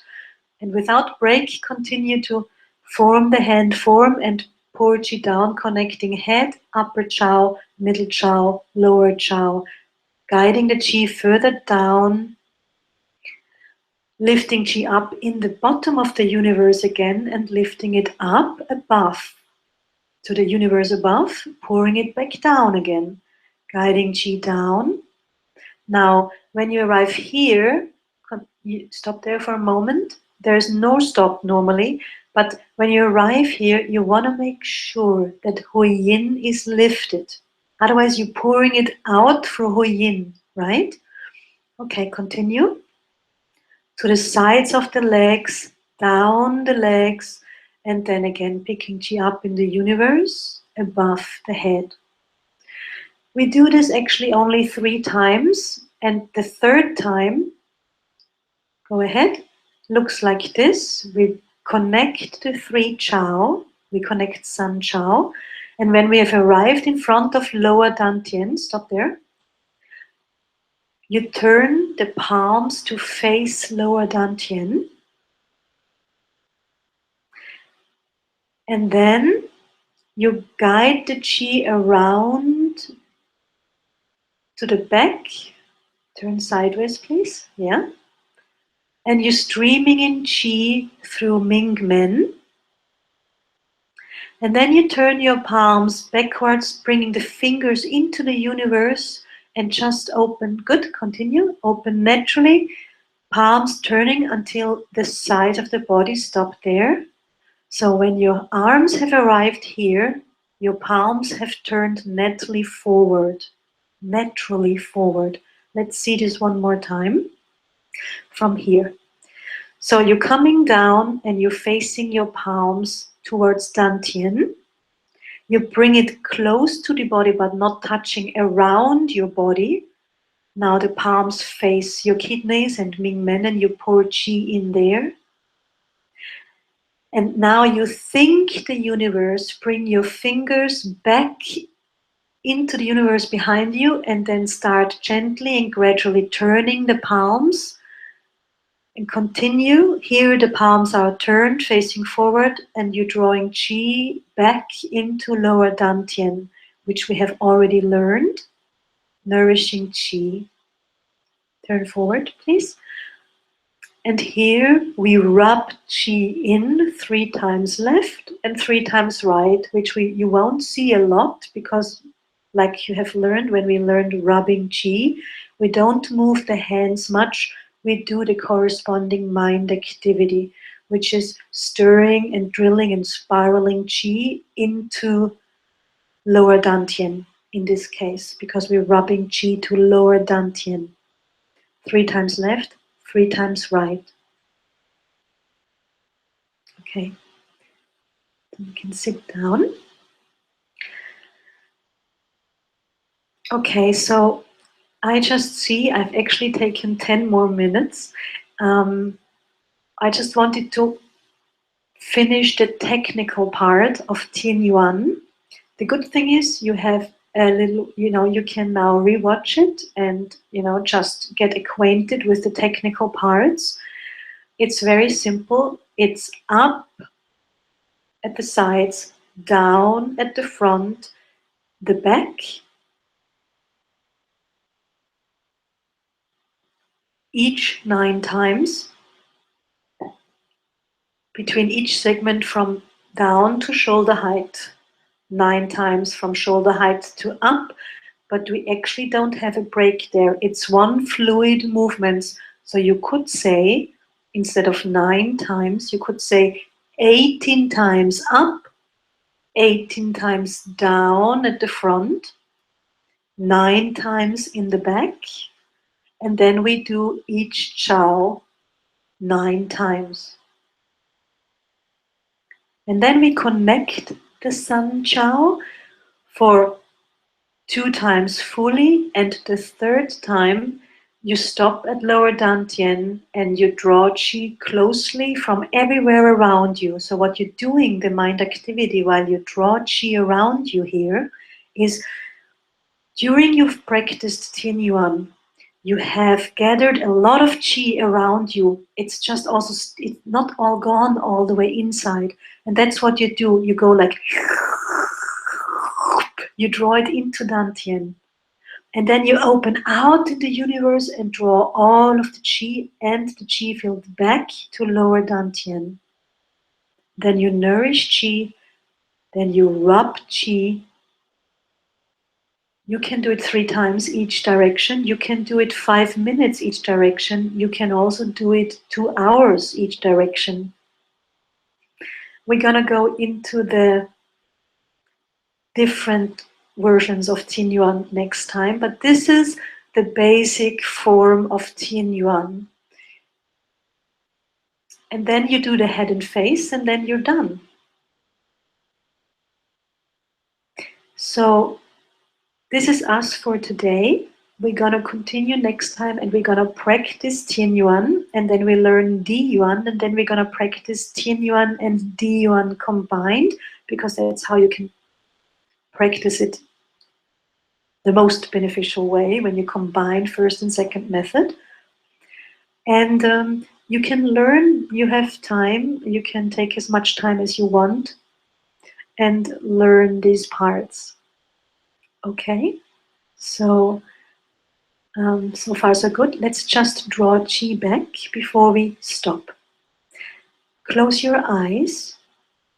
Draw your vision back from looking forward. Gently closing your eyes. And just open into the universe. Actually connect with the whole Qi field, with everything you have heard in this part 3, and also what you've heard in part 1 and part 2. Connect with all the information in the Qi field. Now think the center of your head and draw Qi and information into the center of your head to store there. And now think the Qi field again, which is the whole space around you and here in the room. And draw all the Qi back to lower Dantian. You can do that with the arms if you want. Pulling Qi from the universe back. Putting your hands onto Dantian. Think lower Dantian deep inside of you and draw Qi back. Pack the whole Qi field into there. And think something positive like, I am healthy. All sickness is dispersed and cleared. Everything is good and well. And then do the head and face, rub your hands, send Qi into the forehead, open out, temples, send Qi in, rub Qi into your eyes, airways, the whole face, comb Qi through your head, vibrate Qi into Bai Hui and Yu Chen, left hand Bai Hui, right hand Yu Chen. Draw Qi, pull Qi in, vibrate Qi in through your ears, draw it out, and massage your earlobes.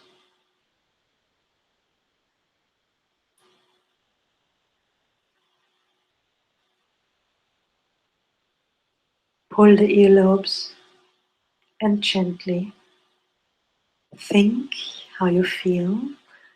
The information will have helped you lots to benefit your life in the future.